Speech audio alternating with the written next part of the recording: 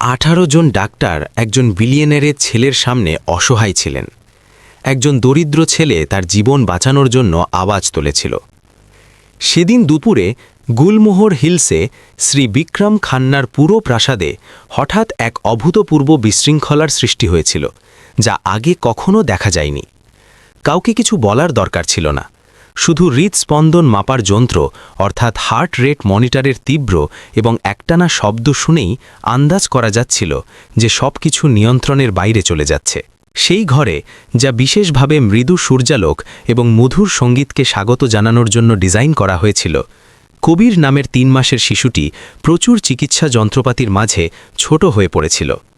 তার শরীর ফ্যাকাশে ধূসর হয়ে গিয়েছিল এবং তার কচি ঠোঁটগুলো এমন নীল হয়ে গিয়েছিল যেন তার ফুসফুস থেকে সমস্ত শ্বাস টেনে নেওয়া হয়েছে। দস্তানা পরা হাতগুলো ক্রমাগত শিশুর শরীর স্পর্শ করছিল, কখনো টিউব পাল্টাচ্ছিল, কখনো মেশিন অ্যাডজাস্ট করছিল এবং কখনো নোট নিচ্ছিল, কিন্তু তাদের চোখে বিভ্রান্তি এবং আতঙ্ক বেড়েই চলেছিল। গল্পে এগিয়ে যাওয়ার আগে আমাকে বলুন যে আপনি এই গল্পটি কোথা থেকে দেখছেন। আপনার মতামত নিচে কমেন্টে অবশ্যই দেবেন। মাত্র 2 ঘন্টার মধ্যে 18 জন ডাক্তারকে ডাকা হয়েছিল। তাদের প্রত্যেকের নাম এবং খ্যাতি এমন ছিল যে বাইরের জগতের মানুষ তাদের নাম শুনলেই সম্মানে মাথা নত করত।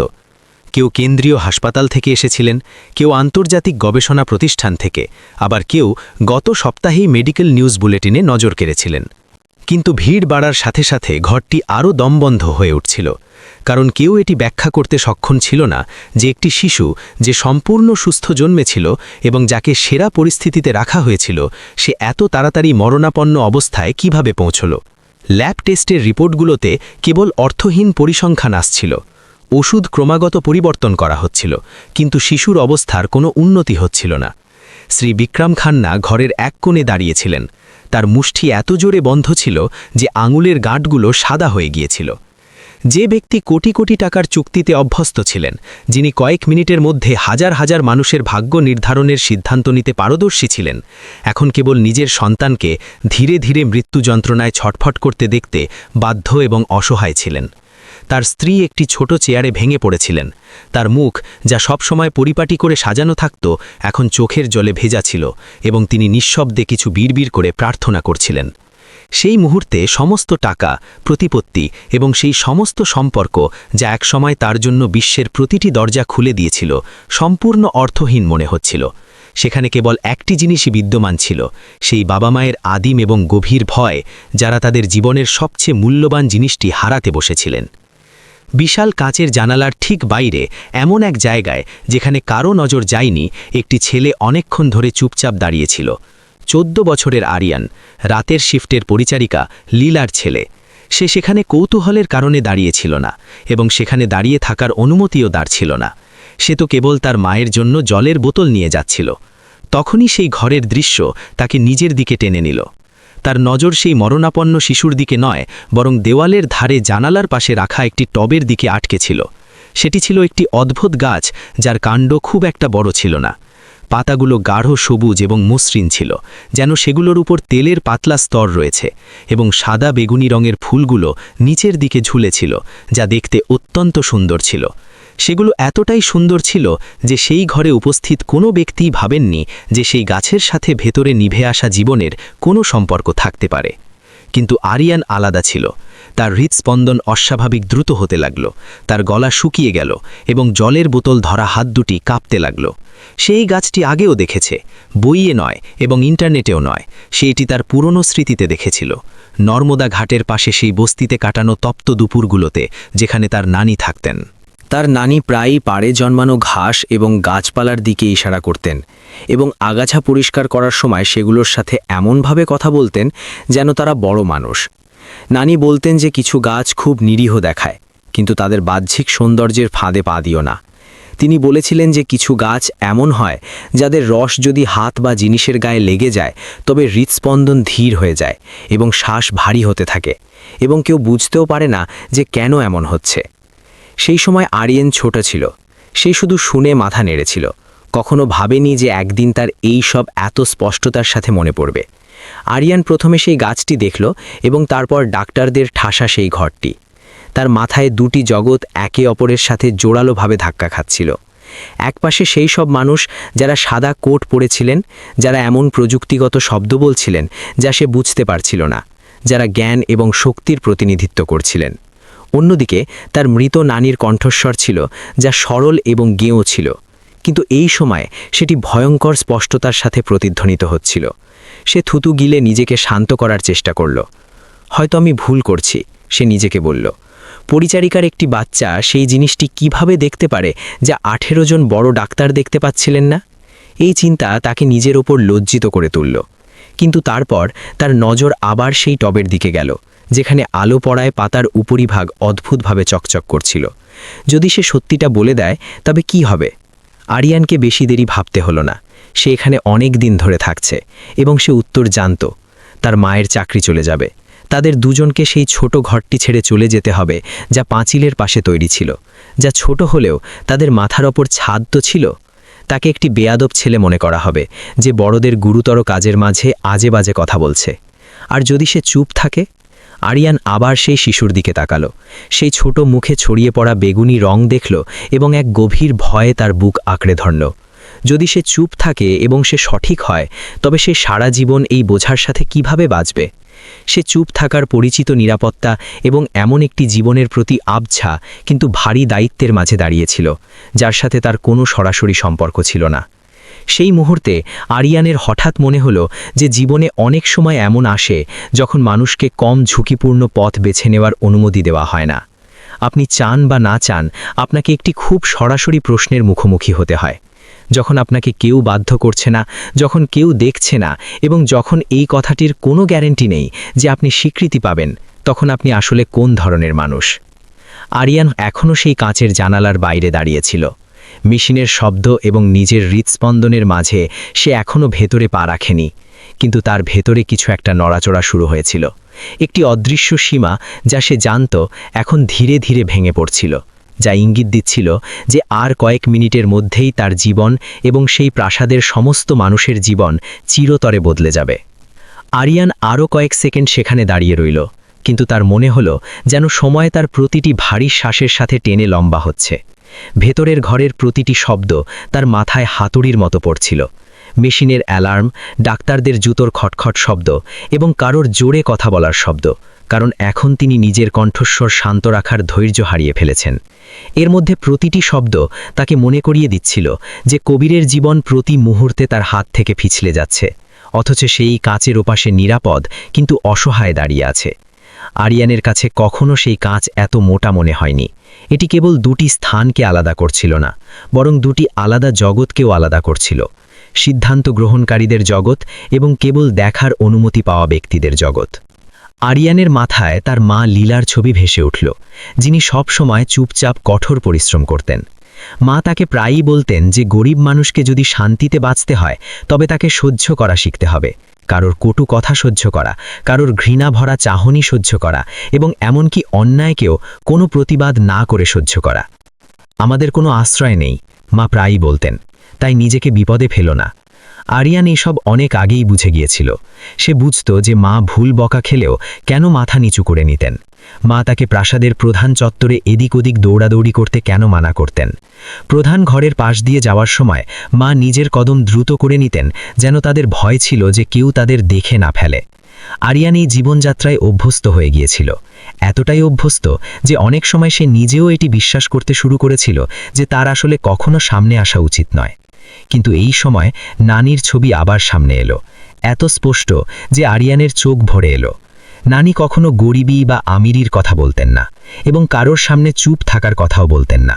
তিনি কেবল সঠিক এবং ভুলের কথা বলতেন, এবং এই বিষয়ে যে যদিও কারোর কাছে টাকা না থাকে কিন্তু বিপদ জেনেও অগ্রাহ্য করা ভুল।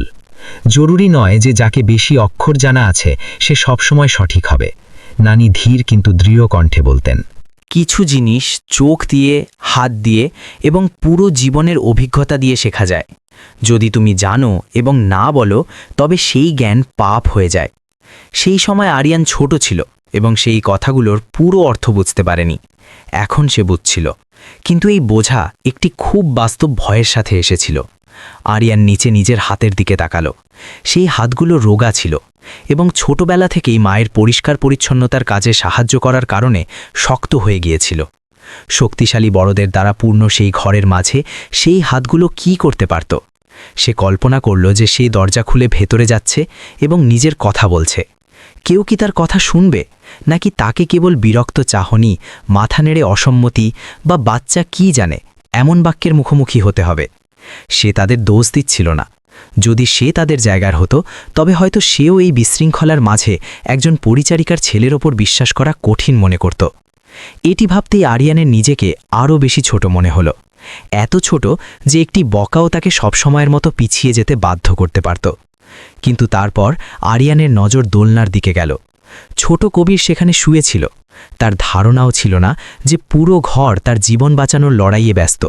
সেই শিশুটি এমন কিছু করেনি যার কারণে তাকে এই সব ভোগ করতে হবে।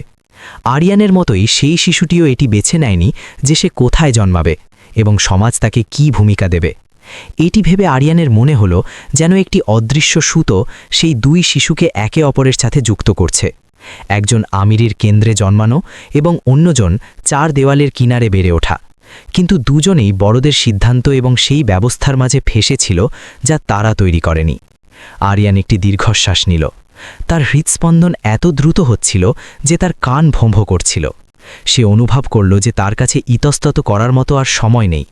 অতিবাহিত হওয়া প্রতিটি মিনিট কবিরের জন্য আরও বিপজ্জনক হয়ে উঠছিল, এবং যদি সবকিছু খুব খারাপভাবে শেষ হয় তবে আরিয়ান জানত যে সে নিজেকে কখনো ক্ষমা করতে পারবে না। এজন্য নয় যে সে কিছু ভুল করেছিল, বরং এজন্য যে সে কিছু করেনি। সেই অনুভূতি চাকরি থেকে ছাঁটাই হওয়া, বকা খাওয়া বা ঘর হারানোর ভয়ের চেয়েও বেশি ভয়ঙ্কর ছিল। এটি একটি এমন প্রশ্নকে সারা জীবন বয়ে বেড়ানোর মতো যার কোনো উত্তর হয় না। সে নিজের হাত ঠান্ডা কাঁচের উপর রাখল। সেই মুহূর্তে আরিয়ান বুঝতে পারল যে সবচেয়ে বড় বাধা সেই দরজা বা সামনের কাঁচ ছিল না, বরং সেই ভয় ছিল যা বছরের পর বছর ধরে তার সাথে ছিল।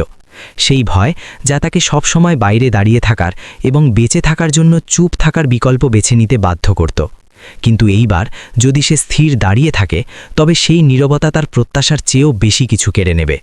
কেবল একজন মানুষের প্রাণই নয়, বরং তার নিজের ব্যক্তিত্বের একটি অংশ। আরিয়ান কাঁচ থেকে নিজের হাত সরালো। তার হাতের জলের বোতল সে কখন ভুলে গিয়েছে। সে নিজের মাথা প্রধান ঘরের দিকে যাওয়া বারান্দার দিকে ঘোরালো। সেই রাস্তা কখনো তার জন্য ছিল না। তার মা প্রায়ই বলতেন যে সেটি তাদের রাস্তা নয়, কিন্তু আজ আরিয়ান জানত যে ফলাফল যাই হোক না কেন সে সেই রাস্তায় কদম রাখবে। এজন্য নয় যে সে নিশ্চিত ছিল যে সে সঠিক, বরং এজন্য কারণ সে এটি ভেবে বরদাস্ত করতে পারছিল না যে সে সব জানেও চুপ ছিল। সেই মুহূর্তে আরিয়ানার পরিচারিকার ছেলে রইল না। সে কেবল একজন মানুষ ছিল যে নিজের জীবনের প্রথম বাস্তব পছন্দের সামনে দাঁড়িয়েছিল।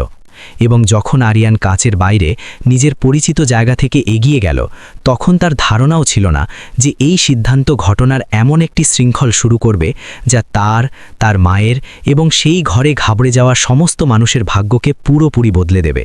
কিন্তু একটি কথা আরিয়ান খুব ভালো করে জানত, যে এই মুহূর্তের পর থেকে সে আগের মতো একজন অদৃশ্য ব্যক্তি হয়ে থাকতে পারবে না। আরিয়ান এগিয়ে গেল এবং ঠিক সেই মুহূর্তে সেই গভীর পরিবর্তন অনুভব করল। এটি এজন্য ছিল না যে মেঝে বদলে গিয়েছিল বা আলো উজ্জ্বল হয়ে গিয়েছিল, বরং এজন্য কারণ তার মনে হলো যেন এই পুরো স্থানটি কখনো তার জন্য তৈরিই হয়নি। প্রধান ঘরের দিকে যাওয়া বারান্দাটি বিশাল এবং দীর্ঘ ছিল। দেওয়ালগুলোতে সেই সব মুখগুলোর তৈলচিত্র ঝুলছিল যাদের আরিয়ান কখনো বাস্তবে কখনো দেখেনি। কেবল পরিষ্কার করার সময় নিজের মায়ের মুখ থেকে তাদের সম্পর্কে শুনেছিল। এখানকার বাতাস বাইরের তুলনায় একেবারে আলাদা ছিল। এটি অধিক শীতল এবং ভারী ছিল, যেন এখানকার প্রতিটি পদক্ষেপ কোনো অদৃশ্য শক্তির কাছ থেকে অনুমতি চাইছে। আরিয়ান নিজের গতি ধীর করতে লাগল। তার হৃৎস্পন্দন এখনও দ্রুত ছিল, কিন্তু ক্লান্তির কারণে নয়, বরং এই জন্য কারণ সে জানত যে যদি এই সময় কেউ তাকে দেখে ফেলে তবে পিছিয়ে আসার কোনো রাস্তা থাকবে না। এখনও সে বারান্দা পুরোপুরি শেষও করেনি যে সে পেছন থেকে পায়ের দ্রুত শব্দ শুনতে পেল। আরিয়ানকে দেখেই এক সুরক্ষারক্ষীর কপালে ধাঁচ পড়ল। তুমি এখানে কি করছো? সেই ব্যক্তির কণ্ঠস্বর রুক্ষ এবং কঠোর ছিল, যা আরিয়ানকে সেখানেই থমকে যেতে বাধ্য করার জন্য যথেষ্ট ছিল। সেই অত্যন্ত সংক্ষিপ্ত মুহূর্তে আরিয়ানের কাছে ফিরে যাওয়ার বিকল্প ছিল। সে শুধু বলতে পারত যে সে রাস্তা হারিয়ে ফেলেছে, ক্ষমা চেয়ে ফিরে যেতে পারত, যেমনটা সে এত বছর ধরে করে এসেছে। কিন্তু তখনই ছোট্ট কবিরের নীল হয়ে আসা মুখ তার মাথায় পরিষ্কার ভেসে উঠল। আরিয়ান নিজের ভয়ে থুতুর মতো গিলে ফেলল। তার গলা শুকিয়ে কাঠ হয়ে গিয়েছিল, কিন্তু তবুও সে নিজের কণ্ঠস্বর শান্ত রাখার আপ্রাণ চেষ্টা করল। আমাকে আমাকে ডাক্তারের সাথে কথা বলতে হবে। রক্ষী তাকে ওপর থেকে নিচ পর্যন্ত দেখল, সেই পরিচিত চাহনি দিয়ে যার সাথে আরিয়ান না জানি কতবার ধাক্কা খেয়েছে। সেই চাহনি যা ওজন করছিল যে তার মতো কোনো ছেলে শোনার যোগ্য কিনা। তোমার এখানে কোনো কাজ নেই, বাইরে যাও, রক্ষী বলল এবং তার হাত ওয়াকিটকির ওপর পৌঁছে গেল। আরিয়ানের বুক কেঁপে উঠল, কিন্তু পিছিয়ে আসার বদলে সে নিজেকে এগিয়ে কথা বলতে শুনল। তার গলা কাঁপছিল, কিন্তু স্পষ্ট ছিল এটি সেই শিশুর সাথে যুক্ত। যদি আরও কিছুটা দেরি হয় তবে হয়তো অনেক দেরি হয়ে যাবে। এই বাক্যটি রক্ষীকে এক মুহূর্তের জন্য ভাবতে বাধ্য করল। এটি এই জন্য ছিল না যে তার আরিয়ানের উপর ভরসা ছিল, বরং এই জন্য কারণ ভেতরের পরিস্থিতি এত উত্তেজনাকর ছিল যে কোনো সম্ভাবনাকেই অগ্রাহ্য করা ঝুঁকিপূর্ণ ছিল, তা সেটি যতই দুর্বল মনে হোক না কেন। দেয়ালের সাথে ঘেঁষে দাঁড়ানোর ইশারা করে রক্ষী বিড়বিড় করল এবং আরিয়ানকে নিজের পেছনে আসার সংকেত দিল। সে আরিয়ানকে রাস্তা দেখানোর বদলে তাকে হেফাজতে নিয়ে যাওয়ার মতো ব্যবহার করছিল। আরিয়ান এগিয়ে গেল, তার হাতের তালু ঘামে ভিজে গিয়েছিল, কিন্তু তার মাথা অদ্ভুতভাবে ফাঁকা ছিল। তার সমস্ত ভয় এখন একটি বিন্দুতে এসে থমকে গিয়েছিল। এর আগে যে অনেক দেরি হয়ে যায় তাকে সেই কথাটি বলতেই হবে যা সে জানে। শিশুর ঘরের দরজা খুলল এবং আরিয়ান সাথে সাথে সেই বিশৃঙ্খলার মাঝে ডুবে গেল। জীবাণুনাশকের গন্ধ, মেশিনের প্লাস্টিকের গন্ধ এবং মানুষের আতঙ্ক মিলে বাতাসকে দম বন্ধ করে তুলছিল। সাদা কোট পরা মানুষগুলো তার দিকে পিঠ করে দাঁড়িয়েছিল। ঘরের মাঝখানে সেই শিশুটির ওপর মনোযোগ কেন্দ্রীভূত করায় আরিয়ানের উপস্থিতিতে কারও নজর পড়ল না, যতক্ষণ না রক্ষী গলা পরিষ্কার করে বলল, একটি ছোট ছেলে এসেছে, বলছে যে কিছু জরুরি কাজ আছে। কিছু মাথা পেছনে ঘুরল। তাদের নজর আরিয়ানের ওপর এমনভাবে পড়ল যেন সে কোনো ছোট পাথর যা ভুল জায়গায় রাখা হয়েছে। একজন সিনিয়র ডাক্তার ভ্রুকুচকে জিজ্ঞেস করলেন, একে ভেতরে কে আসতে দিল? অন্য একজন ডাক্তার হাত নেড়ে তাকে অগ্রাহ্য করলেন এবং না দেখেই বললেন, একে বাইরে নিয়ে যাও, আমরা কাজ করছি। আরিয়ানের মুখ লজ্জা এবং রাগে লাল হয়ে গেল। সে জানত যে এই মুহূর্তটি আসবে, সে জানত যে এই ভরে তার কোনো স্থান নেই, কিন্তু সে এটিও জানত যে যদি সে এখন চুপ থাকে তবে সে আর কখনো সুযোগ পাবে না। আরিয়ান একটি দীর্ঘশ্বাস নিল এবং নিজের কণ্ঠস্বর স্থির রাখার চেষ্টা করল। সেই টপটি, জানালার পাশে রাখা সেই টপটি কারণ হতে পারে। আরিয়ানের শব্দগুলো ঘরে খুব হালকা কোনো জিনিস পড়ে যাওয়ার মতো ছিল, যার কোনো শব্দ হয়নি। কেউ সাথে সাথে প্রতিক্রিয়া দিল না।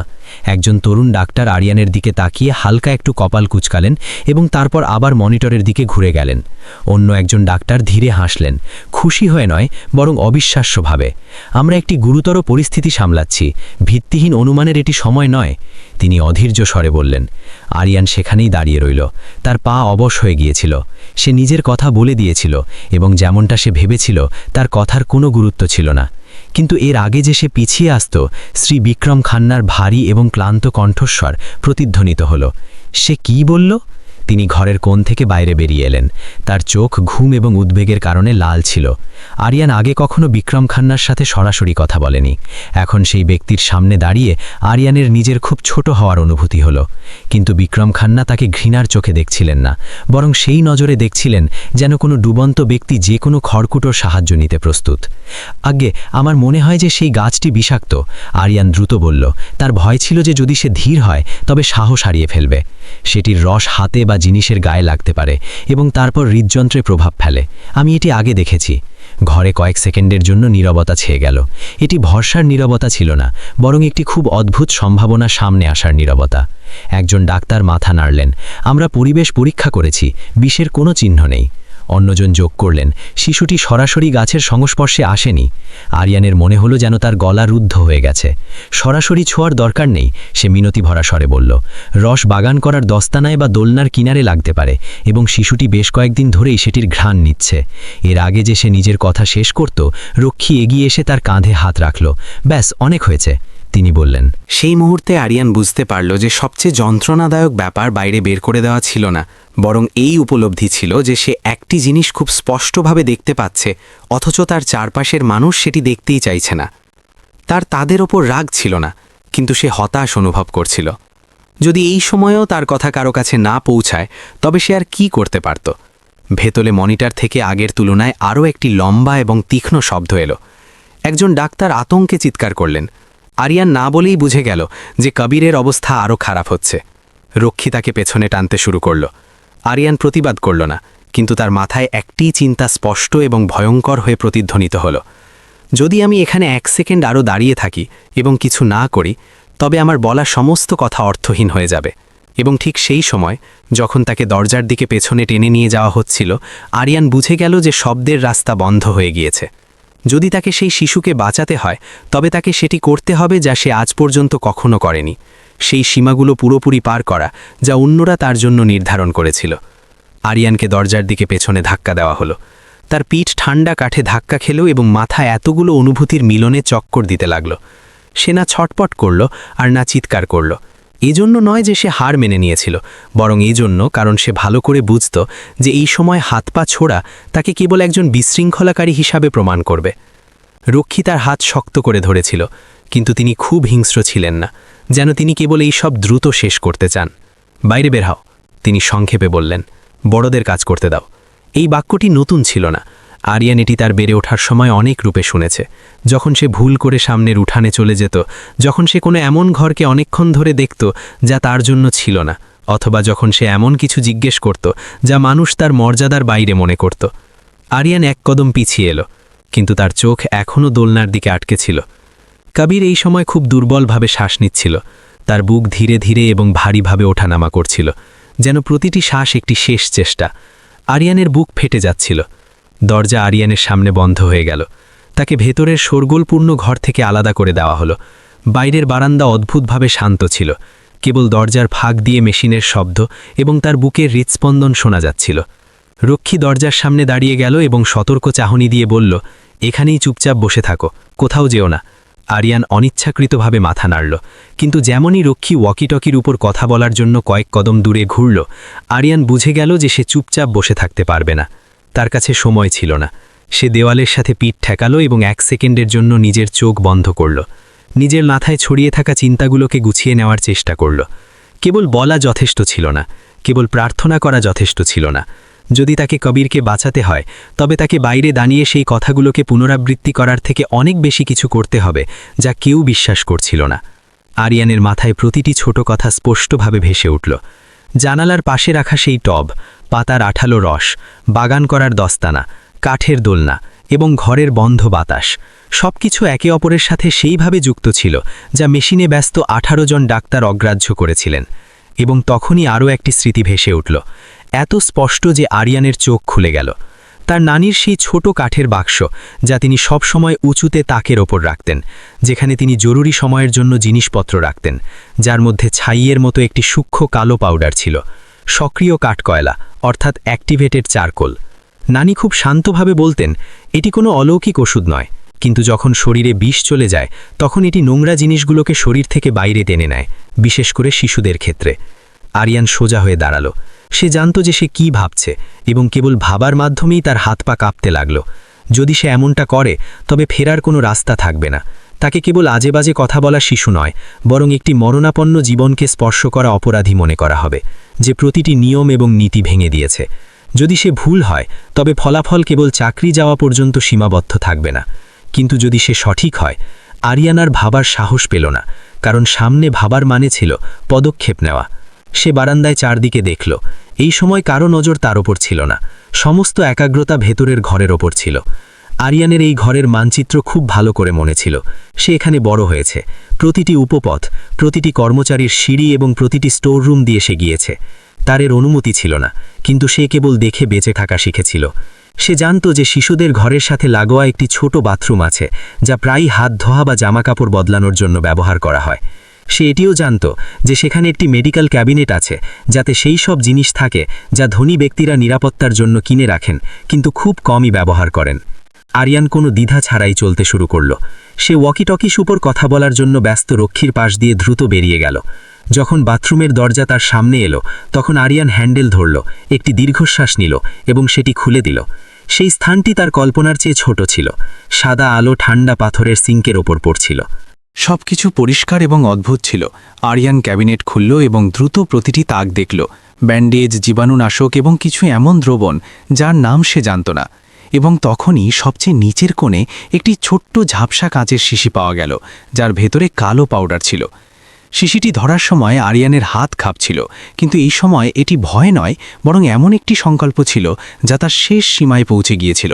সে এখন নিজের মায়ের কথা, আগামীকালের কথা বা নিজের শাস্তির কথা ভাবছিল না। আরিয়ানের মাথায় কেবল একটি কথাই স্পষ্ট ছিল, যদি সে কিছু না করে তবে কবির মারা যাবে এবং সে তাকে চুপচাপ দেখার মতো মানুষ হয়ে থেকে যাবে। বাইরে থেকে একটি উচ্চ শব্দ এলো, যাতে আরিয়ান চমকে উঠল। শিশুর ঘরের দরজা দ্রুত খুলে গেল। ডাক্তারদের একে অপরের সাথে চিৎকার করার শব্দ এলো যে তারা আর অপেক্ষা করতে পারবে না এবং কোনো বড় পদক্ষেপ নিতে হবে। আরিয়ানের বুক কেঁপে উঠল। তারা এমন কিছু করতে যাচ্ছিল যেখান থেকে ফিরে আসা সম্ভব হবে না।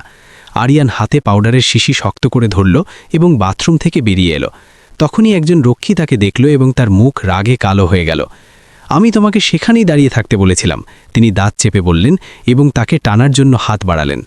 আরিয়ান সেই ব্যক্তির দিকে তাকালো। তার চোখে এখন আগের মতো আতঙ্ক ছিল না, বরং এক অদ্ভুত শান্তি ছিল, যেন সে প্রতিটি ফলাফলকে স্বীকার করে নিয়েছে। আমি আপনার কাছে মিনতি করছি, আরিয়ান ধীর কিন্তু দৃঢ় কণ্ঠে বলল। আমাকে শুধু 5 মিনিট দিন। যদি কিছু না বদলায় তবে আপনি আমাকে যেখানে খুশি নিয়ে যাবেন। রক্ষী একটি খুব সংক্ষিপ্ত মুহূর্তের জন্য থমকে গেল। এটি এজন্য ছিল না যে তার আরিয়ানের ওপর ভরসা ছিল, বরং এজন্য কারণ সেই ছেলের চোখে এমন কিছু ছিল যা তাকে ভাবতে বাধ্য করল। এমন এক গম্ভীরতা যা কোনো দুষ্টু বাচ্চার হতে পারে না। ভেতর থেকে মেশিনের শব্দ আবার একটি দীর্ঘ, তীক্ষ্ণ এবং ভয়ঙ্কর সুরে প্রতিধ্বনিত হলো। রক্ষী দাঁত চেপে একবার ঘরের দরজার দিকে তাকালো এবং তারপর আবার আরিয়ানের দিকে। তাড়াতাড়ি করো, তিনি ফিসফিস করে বললেন। যদি কিছু হয় তবে আমি দায়ী নই। এবং সেই মুহূর্তেই আরিয়ান বুঝতে পারল যে সে সেই বিন্দুটি পার করে গিয়েছে যেখান থেকে ফেরার পথ নেই। সে শিশিটি শক্ত করে ধরল এবং শিশুর ঘরের দরজা ঠেলে ভেতরে ঢুকে গেল। এখন সে কাঁচের বাইরে দাঁড়িয়ে থাকা শিশুটি ছিল না, বরং সেই ব্যক্তি ছিল যে সেটি করার জন্য প্রস্তুত ছিল, যা আর কেউ করার সাহস জোগাড় করতে পারছিল না। আরিয়ান ঘরে প্রবেশ করল এবং ঠিক সেই মুহূর্তে সে অনুভব করল যে সবার নজর তার ওপর এক ঠান্ডা ঢেউয়ের মতো আছড়ে পড়েছে। এখন কেউ এটি জিজ্ঞেস করছিল না যে সে কে, কারণ এই পরিস্থিতিতে তার পরিচয় এখন গুরুত্ব রাখছিল না। গুরুত্বপূর্ণ ছিল এটি যে সে ভুল জায়গায়, ভুল ভূমিকায় এবং ভুল সময় দাঁড়িয়েছিল। একজন ডাক্তার পেছনে ফিরলেন এবং যখন তিনি আরিয়ানের হাতে কাঁচের শিশি দেখলেন তখন তিনি তার ভুরু কুঁচকালেন। আবার সেই ছেলেটি, তার কণ্ঠে গভীর ক্লান্তি এবং বিরক্তি পরিষ্কার ঝরছিল। একে এখনই বাইরে বের করো। আরিয়ান থামল না। সে এক কদম আরও বাড়ালো এবং তারপর আরও একটি। তার এমন মনে হচ্ছিল যেন তার পায়ের নিচের মেঝে শক্ত এবং পিচ্ছিল ধুই, যেন একটিও ভুল কদম তাকে ফেলে দেবে। সে ডাক্তারদের দিকে তাকালো না, শ্রী বিক্রম খান্নার দিকেও না, এবং সেই হাতগুলোর দিকেও না যা তাকে ধরার জন্য এগোচ্ছিল। তার নজর কেবল দোলনার ওপর জমেছিল, যেখানে কবির শুয়েছিল, এবং তার বুক খুব ধীরে ধীরে ধরফর করছিল, যেন প্রতিটি শ্বাস কোথাও অনেক দূর থেকে টেনে আনা হচ্ছে। মুখে নীল ভাব তার চোখের নিচ পর্যন্ত ছড়িয়ে পড়ছিল, যার ফলে সেই কচি মুখটি ঠান্ডা ধূসর কুয়াশার চাদরে ঢাকা মনে হচ্ছিল। আরিয়ান মৃত্যুকে কখনো এত কাছ থেকে দেখেনি। থামো, কেউ চিৎকার করল। তোমার এখানে থাকার অনুমতি নেই। একটি হাত আরিয়ানের কাঁধ জোড়ে ধরল যাতে সে টলে যায় এবং শিশিটি তার হাত থেকে পড়ে যেতে যেতে বাঁচে। কিন্তু সেই মুহূর্তে যখন তার মনে হলো যে সে ভারসাম্য হারাচ্ছে, তার ভেতরে এক অদ্ভুত শক্তি জন্ম নিল। এই শক্তি পেশির নয়, বরং সেই সিদ্ধান্তের ছিল যা সে আগেই নিয়ে ফেলেছিল। আরিয়ান এক ঝটকায় নিজেকে সেই ধরা থেকে ছাড়িয়ে নিল এবং দোলনার কাছে পৌঁছে গেল। দয়া করে, সে দ্রুত বলল। তার গলা কাঁপছিল, কিন্তু ভেঙে যায়নি। শুধু একটু সময়, আমার কাছে ব্যাখ্যা করার সময় নেই। পুরো ঘর শোরগোলে করে গেল। কেউ নিরাপত্তা রক্ষীকে ডাকছিল, চেয়ারগুলো টেনে সরানোর শব্দ আসছিল এবং কেউ রাগে চিৎকার করছিল। শ্রী বিক্রম খান্না এগিয়ে এলেন। তার মুখ উত্তেজনায় কুঁচকে ছিল এবং চোখগুলো রক্তের মতো লাল ছিল। ছেলে, তুমি এটা কি করছো? তার কণ্ঠস্বর ছিল ভারী এবং তীক্ষ্ণ, যাতে রাগ এবং আতঙ্ক উভয়ই মিশেছিল। আমার ছেলেকে ছেড়ে দাও। আরিয়ান এক মুহূর্তের জন্য মাথা তুলে তার দিকে তাকালো। নিজের জীবনে প্রথমবার সে সেই শক্তিশালী ব্যক্তির চোখের দিকে সরাসরি তাকিয়েছিল। সেটি কোনো চ্যালেঞ্জের চাহনি ছিল না এবং কোনো ভিক্ষা চাওয়ারও ছিল না, বরং সেটি ছিল সেই শিশুর চাহনি যে জানত যে সে শেষ সীমায় দাঁড়িয়ে আছে। আঙ্কেল, আরিয়ান নিচু স্বরে বলল, যেন পরিবারের কোনো বড় কারোর সাথে কথা বলছে। যদি আমি ভুল হই তবে আপনি আমাকে যে কোনো শাস্তি দেবেন, কিন্তু যদি আমি সঠিক হই তবে দয়া করে আমাকে বাইরে বের করে দেবেন না। এই কথাটি বিক্রম খান্নাকে এক মুহূর্তের জন্য থমকে যেতে বাধ্য করল, কারণ এখন তিনি আর কারোর ওপরই পুরোপুরি ভরসা করতে পারছিলেন না। 18 জন ডাক্তার এবং ডজন ডজন চিকিৎসা পদ্ধতিও তার একমাত্র ছেলেকে মৃত্যুর গহ্বর থেকে বাঁচাতে পারছিল না। সেই মুহূর্তে একজন নিয়ন্ত্রিত ব্যক্তির বুদ্ধি নিজের বাবা হওয়ার আদিম ভয়ের সামনে টলে গেল। কিন্তু ডাক্তাররা অতটা দ্বিধাগ্রস্ত ছিলেন না। একজন ডাক্তার আরিয়ানের হাত ঝাপটা দিয়ে সরানোর জন্য এগিয়ে এলেন এবং চিৎকার করে বললেন যে তারা একটি শিশুকে হস্তক্ষেপ করতে দিতে পারেন না। অন্য একজন ডাক্তার মনিটরের স্ক্রিনের দিকে তাকিয়ে বললেন যে যদি আর দেরি হয় তবে তারা শিশুকে হারিয়ে ফেলবেন। এই কথাটি আরিয়ানকে পদক্ষেপ নিতে বাধ্য করল, অবহেলায় নয়, বরং এই জন্য কারণ সে জানত যে ডাক্তাররা যে পথে যাচ্ছিলেন সেখান থেকে ফিরে আসার কোনো উপায় ছিল না। আরিয়ান ঝুঁকে কবিরকে নিজের 2 বাহুতে তুলে নিল। সেই শিশুর শরীর এতটাই হালকা ছিল যে আরিয়ান শিউরে উঠল, যেন হাত ছাড়লেই সে অদৃশ্য হয়ে যাবে। ঘরে চিৎকারে হইচই পড়ে গেল। হে ভগবান, সে শিশুকে তুলে নিয়েছে, ওকে ধরো! আরিয়ান প্রধান দরজার দিকে নয় বরং পাশের বাথরুমের দিকে ছুটল, যার রাস্তা তার খুব ভালো করে মনে ছিল। একজন নিরাপত্তারক্ষী তার দিকে ঝাঁপিয়ে পড়ল, কিন্তু আরিয়ান দ্রুত ভেতরে গিয়ে দরজা বন্ধ করল এবং ভেতর থেকে জোরে লক করে দিল। বাইরে থেকে দরজায় জোরে জোরে আঘাত হতে লাগল এবং মানুষ চিৎকার করতে লাগল, কিন্তু আরিয়ান এখন তাদের দিকে মনোযোগ দেওয়া বন্ধ করে দিয়েছিল। তার পৃথিবী এখন সেই ছোট্ট জায়গায় সীমাবদ্ধ হয়ে গিয়েছিল, যেখানে কেবল সে এবং সেই মরণাপন্ন শিশুটি ছিল। আরিয়ান কবিরকে সিঙ্কে শুইয়ে দিল এবং তোয়ালে দিয়ে তার মাথা একটু উঁচু করল। তার হাত মারাত্মকভাবে কাঁপছিল। সে আগে কখনো এমন কিছু করেনি। শান্ত হও, আরিয়ান নিজেকে ফিসফিস করে বলল। ঠিক সেরকমই করো যেরকম নানি শিখিয়েছিলেন। সে শিশির ঢাকনা খুলল, যা থেকে শুকনো পাউডারের একটি হালকা গন্ধ এলো। আরিয়ান কিছুটা পাউডার নিজের তালুতে নিল। সেটি ঠান্ডা জলের সাথে দ্রুত মেশালো এবং নিজের আঙুল দিয়ে নাড়ালো। জল কালচে ধূসর হয়ে গেল। তার হৃৎপিণ্ড ঢোলের মতো বাজছিল, কিন্তু তার মাথা অদ্ভুতভাবে শান্ত ছিল। সে কবিরের মাথা একপাশে কাঁধ করল এবং ধীরে ধীরে তার ঠোঁট স্পর্শ করল, যা নীল হয়ে গিয়েছিল এবং খুব দুর্বলভাবে শ্বাস নিচ্ছিল। আমাকে ক্ষমা করো ছোট ভাই, আরিয়ান রুদ্ধ কণ্ঠে বলল।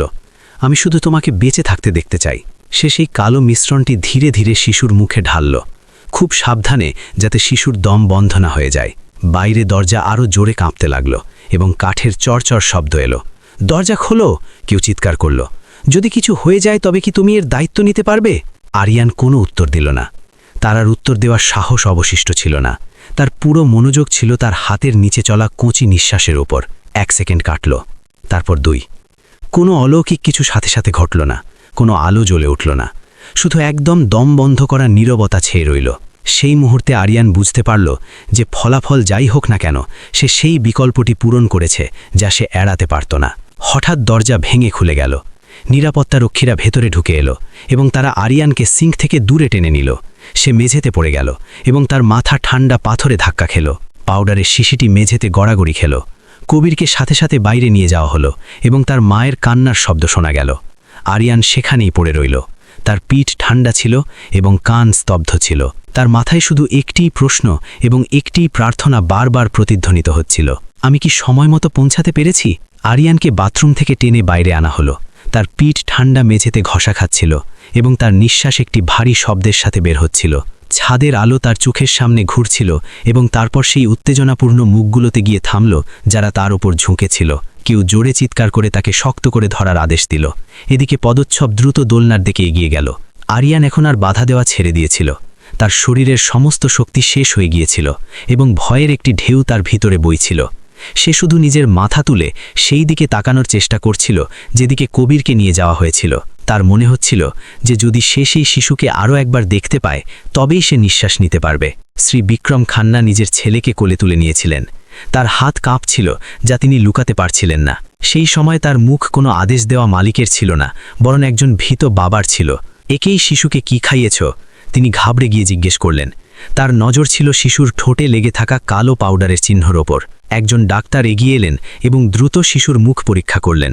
তার ভ্রু কুঁচকে গেল। সম্ভবত এটি অ্যাক্টিভেটেড চারকোল।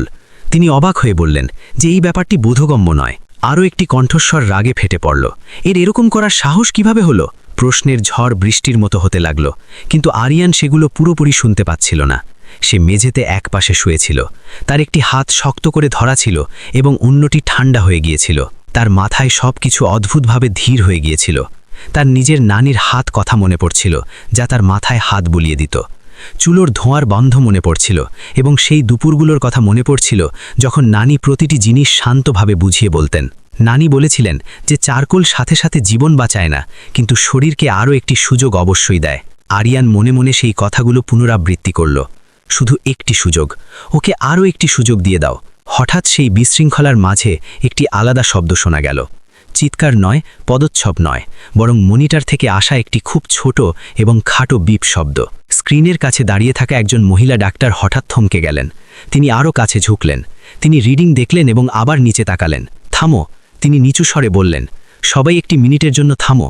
ঘরে ধীরে ধীরে নীরবতা ছেয়ে যেতে লাগল, যেন কেউ পৃথিবীর আওয়াজ কমিয়ে দিয়েছে। অক্সিজেনের মাত্রা। তিনি স্ক্রিন থেকে নজর না সরিয়ে বললেন, উপরে যাচ্ছে। এটা সম্ভব নয়। অন্য একজন ডাক্তার অবিশ্বাসের সাথে বললেন, এটি সত্যিই বাড়ছে। তিনি আরও দৃঢ়তার সাথে পুনরাবৃত্তি করলেন, হৃদস্পন্দনও আগের থেকে ভালো এবং স্থিতিশীল হচ্ছে। শ্রী বিক্রম খান্না নিজের মাথা নিচু করে শিশুর দিকে তাকালেন। আরিয়ান তার মুখ দেখতে পাচ্ছিল না, কিন্তু সে তার নিঃশ্বাস বন্ধ হতে এবং তারপর দ্রুত চলতে শুনল। কবির, তিনি এত নিচু স্বরে ডাকলেন যেন তার ভয় ছিল যে তার কণ্ঠস্বরে এই নাজুক মুহূর্তটি ভেঙে যাবে। কবির চোখ খোলেনি, কিন্তু তার বুক এখন পরিষ্কারভাবে ওঠানামা করছিল। সেটি ছিল খুব সামান্য উন্নতি, কিন্তু সেই ঘরে উপস্থিত প্রত্যেকের জন্য সেটি ছিল আশার আলো। আবার পরীক্ষা করো, একজন ডাক্তার আদেশ দিলেন। এখন তার কণ্ঠে রাগ নয়, বরং ঘাবড়ে যাওয়া কৌতূহল ছিল। ডাক্তাররা শিশুর বুকে স্টেথোস্কোপ রাখলেন এবং খুব মনোযোগ দিয়ে শুনলেন। কিছু সেকেন্ড পর্যন্ত কেউ কিছু বলল না। সেই সেকেন্ডগুলো আরিয়ানের কাছে শতাব্দীর মতো দীর্ঘ মনে হলো। তারপর ডাক্তার মাথা তুললেন। তার চোখে বিস্ময় স্পষ্ট ছিল। হৃদস্পন্দন এখন নিয়মিত। ঘরটি কানাঘুষায় এবং ফিসফিসানিতে ভরে গেল। এখন কেউ চিৎকার করছিল না, বরং সবাই অবাক ছিল যে অ্যাক্টিভেটেড চারকোল এত দ্রুত কাজ কিভাবে করতে পারে। আর যদি এটি বিষ ছিল, তবে তার উৎস কোথায় ছিল? পরিবেশ, সেই টব। আরিয়ানের কণ্ঠস্বর ছিল দুর্বল এবং ফাটা, কিন্তু সেটি অনুমানের শোরগোল থামানোর জন্য যথেষ্ট ছিল। কেউ খেয়ালও করেনি যে কখন তার হাত ছেড়ে দেওয়া হয়েছে। সম্ভবত এজন্য, কারণ সবার নজর শিশুর ওপর ছিল। আরিয়ান ভর দিয়ে বসে পড়ল। তার পিঠে ব্যথা ছিল, কিন্তু তার চোখে একটি অদ্ভুত উজ্জ্বলতা ছিল। জানালার পাশে সেই টব। সে ধীরে ধীরে বলল, এটি কেউ খাওয়ায়নি। এর রস জিনিসের গায়ে লেগেছিল এবং শিশুটি বেশ কয়েকদিন ধরে তার ঘ্রাণ নিচ্ছিল। এইবার কেউ হাসল না, কেউ তাকে অগ্রাহ্য করল না। একজন ডাক্তার সেই দিকে গেলেন যেদিকে আরিয়ান ইশারা করেছিল। তিনি সেই গাছটিকে এমনভাবে দেখলেন যেন প্রথমবার দেখছেন। অন্য একজন ডাক্তার দস্তানা পরে পাতাগুলো স্পর্শ করলেন এবং নিজের হাত পিছিয়ে নিলেন। এটি তো আঠালো, তিনি ভারী কণ্ঠে বললেন। অদ্ভুত ব্যাপার। এই গাছটিকে সাথে সাথে বাইরে বের করো। মহিলা ডাক্তার আদেশ দিলেন। পুরো এলাকাটি পরিষ্কার করো এবং জীবাণুমুক্ত করো। আদেশ সাথে সাথে পালন হলো। নিরাপত্তা রক্ষীরা গাছটিকে বাইরে নিয়ে গেল এবং সতেজ ঠান্ডা বাতাসের জন্য জানালাগুলো খুলে দেওয়া হলো। আরিয়ান এই সব দেখল। তার হৃৎপিণ্ড এখনও দ্রুত ধরফর করছিল। তার এখনও বিশ্বাস হচ্ছিল না যে কি হচ্ছে, এবং সে খুব তাড়াতাড়ি আশা করতে ভয় পাচ্ছিল। কিন্তু যখন সে কবিরের দিকে তাকালো, তখন সে দেখল যে তার ঠোঁটের নীল ভাব এখন কমে গিয়েছে। আরিয়ান দেয়ালের সাহায্য নিল এবং নিজের চোখ বন্ধ করল। তার হাত পা আলগা হয়ে গেল, এবং যে উত্তেজনা সে কাচের বাইরে দাঁড়িয়ে থাকার সময় থেকে অনুভব করছিল, তা এখন একটি হালকা কম্পনের রূপে বাইরে বেরিয়ে আসছিল। সে না হাসল আর না কাঁদল, শুধু একটি গভীর নিঃশ্বাস নিল, যেন অনেক মিনিট পরে সে প্রথমবার নিঃশ্বাস নেওয়ার অনুমতি পেয়েছে। শ্রী বিক্রম খান্না আরিয়ানের দিকে ঘুরলেন। তার চোখে এখন একটি অন্য ভাব ছিল। উদ্বেগ এবং সতর্কতা এখনও ছিল, কিন্তু সাথে একটি বিভ্রান্তিকর কৃতজ্ঞতাও ছিল। এই ছেলেটিকে এখানেই থাকতে দাও, তিনি রক্ষীকে বললেন। এখন একে কেউ কিছু বলবে না। আরিয়ান চোখ খুলল। সে জানত যে এখনও সবকিছু শেষ হয়নি। কবির পুরোপুরি সুরক্ষিত ছিল না, এবং সে জানত না যে সামনে তাকে কোন কোন জিনিসের মুখোমুখি হতে হবে। কিন্তু এই মুহূর্তে সেই ঘরের মাঝে, যেখানে একসময় তাকে ফালতু মনে করা হতো, সে একটি পরিবর্তন অনুভব করল। এখন তাকে কেউ উপদ্রবী শিশু মনে করছিল না, এবং আরিয়ান বুঝতে পারল যে যে দরজাটিকে সে নিজের প্রাণ বাজি রেখে খুলেছিল, তা এখন আগের মতো আর কখনো বন্ধ হবে না। ঘরের ভেতরের বাতাস খুব ধীরে ধীরে শান্ত হলো, যেন প্রত্যেকে ভয় পাচ্ছিল যে হয়তো জোরে নিঃশ্বাস নেওয়ার মাধ্যমেই সেই নাজুক পরিস্থিতি আবার দিগড়ে না যায়। কবিরকে আবার দোলনায় শুইয়ে দেওয়া হয়েছিল। এখন সে বিশৃঙ্খলার কেন্দ্র নয়, বরং সতর্ক পর্যবেক্ষণের কেন্দ্র হয়ে উঠেছিল। মেশিনগুলো এখনও নিয়মিতভাবে বিপ করছিল, কিন্তু এখন সেই শব্দগুলোতে বিপদের কোনো সংকেত ছিল না। সেই শব্দগুলো এখন একটি মনে করিয়ে দেওয়া ছিল যে এই কচি প্রাণটি এখনও এখানেই আছে এবং সংগ্রাম করছে। ডাক্তারদের একটি ছোট দল নিজেদের মধ্যে সংক্ষেপে আলোচনা করছিল। তাদের নজর ক্রমাগত স্ক্রিনের দিকে এবং তারপর সেই জায়গার দিকে যাচ্ছিল যেখান থেকে টপ সরানো হয়েছিল, যেন তারা এখন উপলব্ধি করেছে যে ঘরের একটি এমন কোণ ছিল যা তারা অনেক দীর্ঘ সময় ধরে ভুলে গিয়েছিল। আরিয়ান দেয়ালের সাহায্য নিয়ে বসেছিল। তার হাঁটু তার বুক পর্যন্ত গুটিয়েছিল, যেন একটি শিশুর কোনো সাহায্যের প্রয়োজন। তার পিঠ এখনও ব্যথা করছিল, কিন্তু সেই ব্যথা এখন ভারী ক্লান্তির সামনে ফ্যাকে হয়ে গিয়েছিল। সে না দোলনার কাছে যাওয়ার সাহস করল, আর না কাউকে কিছু জিজ্ঞাসা করার। সে কেবল শুনতে পারত এবং অপেক্ষা করতে পারত। সে জানত যে যদি একটি রিডিংও খারাপ হয়, তবে সবকিছু আবার শূন্যে পৌঁছে যাবে, এবং যদি এমনটা হয়, তবে তার বিশ্বাস ছিল না যে তার মধ্যে আবার উঠে দাঁড়ানোর সাহস বাঁচবে কিনা। একজন তরুণ ডাক্তার বাইরে পাঠানো হলো, যে একটি ট্রে এবং নতুন দস্তানা নিয়ে ফিরে এলো।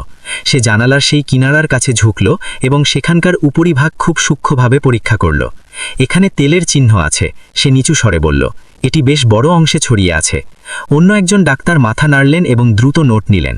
তিনি আরও বললেন যে যদি এটি সত্যিই কার্ডিয়াক গ্লাইকোসাইড হয় তবে কেবল পরোক্ষ যোগাযোগ, বিশেষ করে নবজাতক শিশুদের জন্য বিকার তৈরি করার জন্য যথেষ্ট।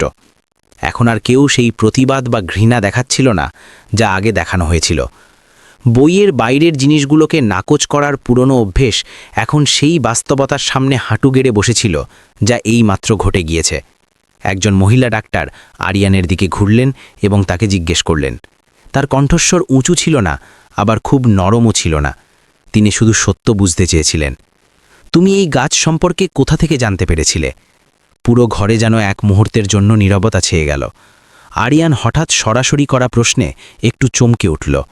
সে নিজের থুতু গিলল। তার নিজের গলা শুকনো মনে হলো। আগে আমার নানির কাছ থেকে, সে ধীরে ধীরে বলল। তিনি নর্মদার কাছে পুরনো বস্তিতে থাকতেন। তিনি আমাকে প্রায়ই বিপজ্জনক গাছ সম্পর্কে বলতেন। তিনি বলতেন যে কিছু গাছ দেখতে খুব সুন্দর হয় কিন্তু খুব বিষাক্ত হয়। কিছু ডাক্তার নিজেদের মধ্যে চাহনি বিনিময় করলেন। এইবার তাদের চাহনিতে মজা নয়, বরং গাম্ভীর্য ছিল। তুমি কি এর বৈজ্ঞানিক নাম জানো? কেউ জিজ্ঞেস করল। আরিয়ান মাথা নাড়ল। আমি বৈজ্ঞানিক নাম জানি না। নানি শুধু একে বিষাক্ত ঘণ্টা বলতেন। তিনি বলেছিলেন যে এটি কখনো খালি হাতে ছোঁয়া উচিত নয়, বিশেষ করে যখন ঘরে ছোট শিশু থাকে। এই উত্তরটি প্রযুক্তিগতভাবে পূর্ণ ছিল না ঠিকই, কিন্তু এটি সেই পরিস্থিতির সাথে এতটাই নির্ভুলভাবে মিলে যাচ্ছিল যে সবাই অবাক হয়ে গেল। মহিলা ডাক্তার মাথা নাড়লেন এবং নিজের সহযোগীদের দিকে ঘুরে ডিজিটালিস গ্রুপ সম্পর্কে পরীক্ষা করতে বললেন। ঘরের কোণে শ্রী বিক্রম খান্না এখনও চুপচাপ দাঁড়িয়েছিলেন। তিনি না ডাক্তারদের কথাবার্তায় হস্তক্ষেপ করলেন আর না আরিয়ানকে আগের মতো দেখলেন। তার নজর নিজের ছেলের উপর আটকে ছিল, যেন তিনি এটি নিশ্চিত করতে চাচ্ছিলেন যে শিশুর প্রতিটি নিঃশ্বাস ছন্দে আছে। কিন্তু যখন তিনি বিষ শব্দটি শুনলেন তখন তার মুখের পেশিগুলো কুঁচকে গেল। তিনি সেই খালি জায়গাটি দেখলেন যেখানে টব রাখা ছিল এবং তারপর আরিয়ানের দিকে তাকালেন। এইবার তার চোখে কোনো শীতলতা ছিল না এবং কোনো সন্দেহও ছিল না। তার চোখে একটি না বলা প্রশ্ন ছিল। শীঘ্রই আদেশ দেওয়া হলো। ঘরটি পুরোপুরি জীবাণুমুক্ত করা হতে লাগল। যারা টবটি ছুঁয়েছিলেন তাদের হাত ধোয়ার এবং দস্তানা পাল্টানোর জন্য বলা হলো। অন্য একটি দলকে সেই উপহার টবের উৎস পরীক্ষা করার জন্য ডাকা হলো। ঘরটি এখন বাঁচানোর পরিস্থিতি থেকে পরীক্ষার পরিস্থিতিতে বদলে গিয়েছিল এবং আরিয়ান অনুভব করল যে সে এই উভয় পরিস্থিতির সীমায় বসে আছে। সে এখন আর কোনো অনুপ্রবেশকারী ছিল না, কিন্তু তাকে এখনও পুরোপুরি ভেতরের অংশ মনে করা হয়নি। সে শুধু একটি এমন সত্যের জীবন্ত সাক্ষী ছিল যা কেউ কল্পনাও করেনি। একজন ডাক্তার আরিয়ানের কাছে এলেন এবং তাকে জলের গ্লাস দিলেন। একটু জল খেয়ে নাও, তিনি বললেন। তোমার নিজের শক্তি বজায় রাখার প্রয়োজন আছে। এই ছোট ব্যবহারটি আরিয়ানকে প্রশংসার শব্দের থেকেও বেশি অবাক করে দিল। সে দুই হাতে গ্লাসটি ধরল এবং একটি ছোট চুমুক দিল। ঠান্ডা জলে তার গলা পরিষ্কার হলো এবং সে উপলব্ধি করল যে সে কতটা বদলে গিয়েছে। তুমি কি জানো সেই টবটি কে পাঠিয়েছিল? শ্রী বিক্রম খান্নার কণ্ঠস্বর খুব উঁচু ছিল না, কিন্তু সেটি সবার নজর কেড়ে নিল। তিনি আরিয়ান থেকে কয়েক কদম দূরে দাঁড়িয়েছিলেন। তিনি একটি দূরত্ব বজায় রেখেছিলেন, যেন তিনি নিজের শক্তি আরিয়ানের উপর চাপিয়ে দিতে না চান। আরিয়ান মাথা নাড়ল। আজ্ঞে না, আমি তো শুধু ডেলিভারি করা লোকটিকে সেটি ভেতরে আনতে দেখেছিলাম। সেটিতে একটি হলুদ রিবন এবং শুভেচ্ছার কার্ড লাগানো ছিল। শ্রী বিক্রম মাথা নাড়লেন। তার মুখ আরও কঠোর হয়ে গেল। ঠিক আছে, তিনি ভারী কণ্ঠে বলবেন, আমি তদন্ত করাবো। তারপর তিনি নিরাপত্তা রক্ষীর দিকে ঘুরলেন। একে এখানেই থাকতে দাও, কেউ একে হাত দেবে না। এই শব্দগুলো সেই শান্ত পরিবেশে পরিষ্কার প্রতিধ্বনিত হল। আরিয়ান এটি শুনল এবং তার বুক ধরফর করে উঠল। এখানেই থাকতে দাও, বাইরে নিয়ে যেও না, বড়দের কাজ করতে দাও। এরকম কথা এখন আর ছিল না, কিন্তু আরিয়ানের জন্য এটি ছিল এমন একটি দরজা যা তার আশার থেকে একদম আলাদাভাবে খুলেছিল। সে আরও একবার ঘরটি দেখল। দামি যন্ত্রপাতি, বুদ্ধিমান মানুষ, বাতাসে ঝুলে থাকা উদ্বেগ। কিন্তু এখন একটি জিনিস বদলে গিয়েছিল। যেভাবে মানুষ তাকে দেখছিল তা কোনো মহিমান্বিত করা ছিল না এবং কোনো স্পষ্ট কৃতজ্ঞতাও ছিল না, বরং এটি ছিল এই কথার স্বীকৃতি যে তার কাছে এমন কিছু ছিল যা তারা সবাই ভুলে গিয়েছিল। আরিয়ান নিজের মাথা নিচু করে নিল। তার হাত তার হাঁটুর উপর শক্ত হয়ে বসল। তার মনে যে স্বস্তির অনুভূতি এইমাত্র জন্মেছিল তা অন্য একটি উদ্বেগের নিচে চাপা পড়ে গেল। যদি এটি কোনো ষড়যন্ত্র ছিল, যদি সেই গাছটি জেনে শুনে খারাপ উদ্দেশ্যে পাঠানো হয়েছিল, তবে এই মামলাটি কেবল কবিরের প্রাণ বাঁচানোর মধ্যে সীমাবদ্ধ থাকবে না। এর কারণে আরও বড় বড় প্রশ্ন দেখা দেবে, এমন সব ফলাফল সামনে আসবে যা মোকাবিলা করার জন্য সে একদম প্রস্তুত ছিল না। সে এটাও জানত না যে যখন সবকিছু সামনে আসবে তখন তার নিজের স্থান কোথায় হবে। কিন্তু যাই হোক, আরিয়ান বুঝতে পেরেছিল যে সে একটি আলাদা রাস্তায় পা রেখেছে, এমন একটি রাস্তা যেখানে সত্যকে নাম দেওয়া হতে শুরু করেছিল এবং যেখানে ছোট মনে হওয়া বিকল্পগুলো খুব দীর্ঘ ছাপ ফেলতে যাচ্ছিল। এবং এইবার সে আর কাচের বাইরে দাঁড়িয়েছিল না। তদন্ত গোপনে কিন্তু দ্রুত শুরু হয়ে গেল, ঠিক যেভাবে মানুষ তখন করে যখন তারা উপলব্ধি করে যে তারা এমন কিছু ছেড়ে দিয়েছে যা কখনো ছাড়া উচিত হয়নি। ডাক্তাররা কাজ ভাগ করে নিলেন, কেউ কবিরের পর্যবেক্ষণের জন্য থামলেন এবং কেউ সুরক্ষা টিমের সাথে সহযোগিতার জন্য বাইরে গেলেন। এখন কোনো তীক্ষ্ণ তর্ক ছিল না, শুধু সংক্ষিপ্ত এবং সঠিক কথা হচ্ছিল। আরিয়ান ঘরের কোণে দেয়ালের সাহায্য নিয়ে শান্ত বসে রইল। তার নজর প্রতিটি নড়াচড়া অনুসরণ করছিল। সে নিজেকে এই গতির অংশ মনে করতে পারছিল না, কিন্তু এখন তার বাইরে বের করে দেওয়ার অনুভূতিও ছিল না। সে সেই ছোট সুইটির মতো ছিল যা এইমাত্র পাওয়া গিয়েছে, ছোট কিন্তু একটি বড় ছেঁড়া অংশ সেলাই করার জন্য যথেষ্ট। নিরাপত্তা টিম খুব দ্রুত ফিরে এলো। একজন লোক বিক্রম খান্নাকে গাছের সাথে আসা সেই ছোট কার্ডটি ধরিয়ে দিল। কাগজটি মোটা ছিল, তাতে ছাপা ছিল পরিষ্কার, এবং শুভেচ্ছার শব্দগুলো খুব আনুষ্ঠানিক ছিল। যদি নিচের স্বাক্ষরের দিকে নজর না দেওয়া হয় তবে এতে বিশেষ কিছু ছিল না। বিক্রম খান্না সেই কার্ডটি নিলেন এবং ধীরে ধীরে সেটি পড়লেন। তারপর তার নজর সেই নামের ওপর গিয়ে স্থির হলো। আরিয়ান সেটি পরিষ্কার দেখতে পাচ্ছিল না, কিন্তু সে তার প্রতিক্রিয়া পরিষ্কার দেখল। তার চোয়াল শক্ত হয়ে গেল এবং তার কপালে একটি রগ জেগে উঠল। তিনি সাথে সাথে কিছু বললেন না, শুধু কার্ডটি মুড়ে নিলেন, যেন তিনি নিজের মাথায় জেগে ওঠা কোনো কিছুকে চেপে রাখার চেষ্টা করছেন। লেনদেনের ইতিহাস চেক করো, তিনি নিরাপত্তা আধিকারিককে খুব নিচু স্বরে বললেন। প্রেরকের সাথে যুক্ত প্রতিটি জিনিস নিয়ে এসো। ঘরের বাতাস আবার ঠান্ডা হয়ে গেল। আশেপাশে দাঁড়িয়ে থাকা ডাক্তাররা একে অপরকে দেখলেন, কিন্তু কেউ কোনো প্রশ্ন করলেন না। প্রত্যেকেই বুঝতে পেরেছিলেন যে যদি এটি আকস্মিক দুর্ঘটনা না ছিল তবে এর ফলাফল চিকিৎসা ক্ষেত্রের থেকেও অনেক দূরে যেতে চলেছিল। আরিয়ান সেই পরিবর্তনটিকে খুব স্পষ্টভাবে অনুভব করল। ঘরের উদ্বেগ এখন কেবল একটি শিশুর জন্য ছিল না, বরং সেই সত্যের জন্যও ছিল যা এখন প্রকাশ পেতে যাচ্ছিল। একজন ডাক্তার প্রাথমিক ফলাফল নিয়ে ফিরে এলেন। আমরা বাগান করার দস্তানায় গ্লাইকোসাইডের চিহ্ন পেয়েছি, তিনি গম্ভীর স্বরে বললেন, এবং দোলনার উপরের অংশেও। এই শব্দগুলো একটি হাতুড়ির মতো আছড়ে পড়ল। এখন আর কেউ প্রতিবাদ করার মতো ছিল না। আগের সন্দেহগুলো এখন একটি পরিষ্কার রূপ ধারণ করেছিল। এখন এটি হতে পারে ছিল না, বরং এরকম হয়ে দাঁড়িয়েছিল। আরিয়ান এটি শুনল এবং তার বুক ভারী হয়ে গেল। সে খুশি ছিল না, আর না তার এই কথার অহংকার ছিল যে সে সঠিক প্রমাণিত হয়েছে। উল্টো সে নিজের বুকে একটি শীতলতা অনুভব করল। যদি এটি জেনে শুনে করা হয়েছিল তবে কেউ কেবল প্রতিশোধ বা কোনো গণনার কারণে একটি শিশুর জীবন বাজি রেখেছিল। এই চিন্তাটি আরিয়ানকে অন্যভাবে ভয় ধরিয়ে দিল, যা বাইরে বের করা বা বকা খাওয়ার ভয়ের থেকে অনেক বেশি গভীর ছিল। শ্রী বিক্রম খান্না অনেকক্ষণ ধরে শান্ত দাঁড়িয়েছিলেন।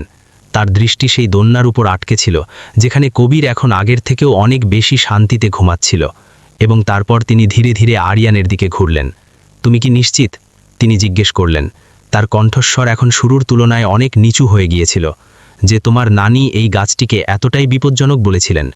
আরিয়ান কোনো দ্বিধা ছাড়াই মাথা নাড়ল। আগে একদম নিশ্চিত। নানি বলতেন যে শিশুদের জন্য এর কেবল ঘ্রাণ নেওয়াই খুব বিপজ্জনক হতে পারে। তিনি খুব সাবধানে সতর্ক করেছিলেন। শ্রীবিক্রম ধীরে ধীরে মাথা নাড়লেন, যেন তিনি নিজের মনে কোনো কথার পুষ্টি করছেন। ধন্যবাদ বেটা, তিনি কেবল এই দুটি শব্দ বললেন। কিন্তু আরিয়ান যখন এটি শুনল তখন তার গলা রুদ্ধ হয়ে এলো। এটি প্রথমবার ছিল যখন বিক্রম খান্নার মতো ব্যক্তি কারোর প্রতি শিষ্টাচারের কারণে নয়, বরং বাস্তবে সেই জিনিসের জন্য কৃতজ্ঞতা প্রকাশ করেছিলেন যার তার সবথেকে বেশি প্রয়োজন ছিল। খবর ধীরে ধীরে একটি সীমিত পরিধিতে ছড়িয়ে পড়তে লাগল। কোনো শোরগোল বা প্রেস ছিল না, কিন্তু ক্রমাগত ব্যক্তিগত ফোন কল হচ্ছিল।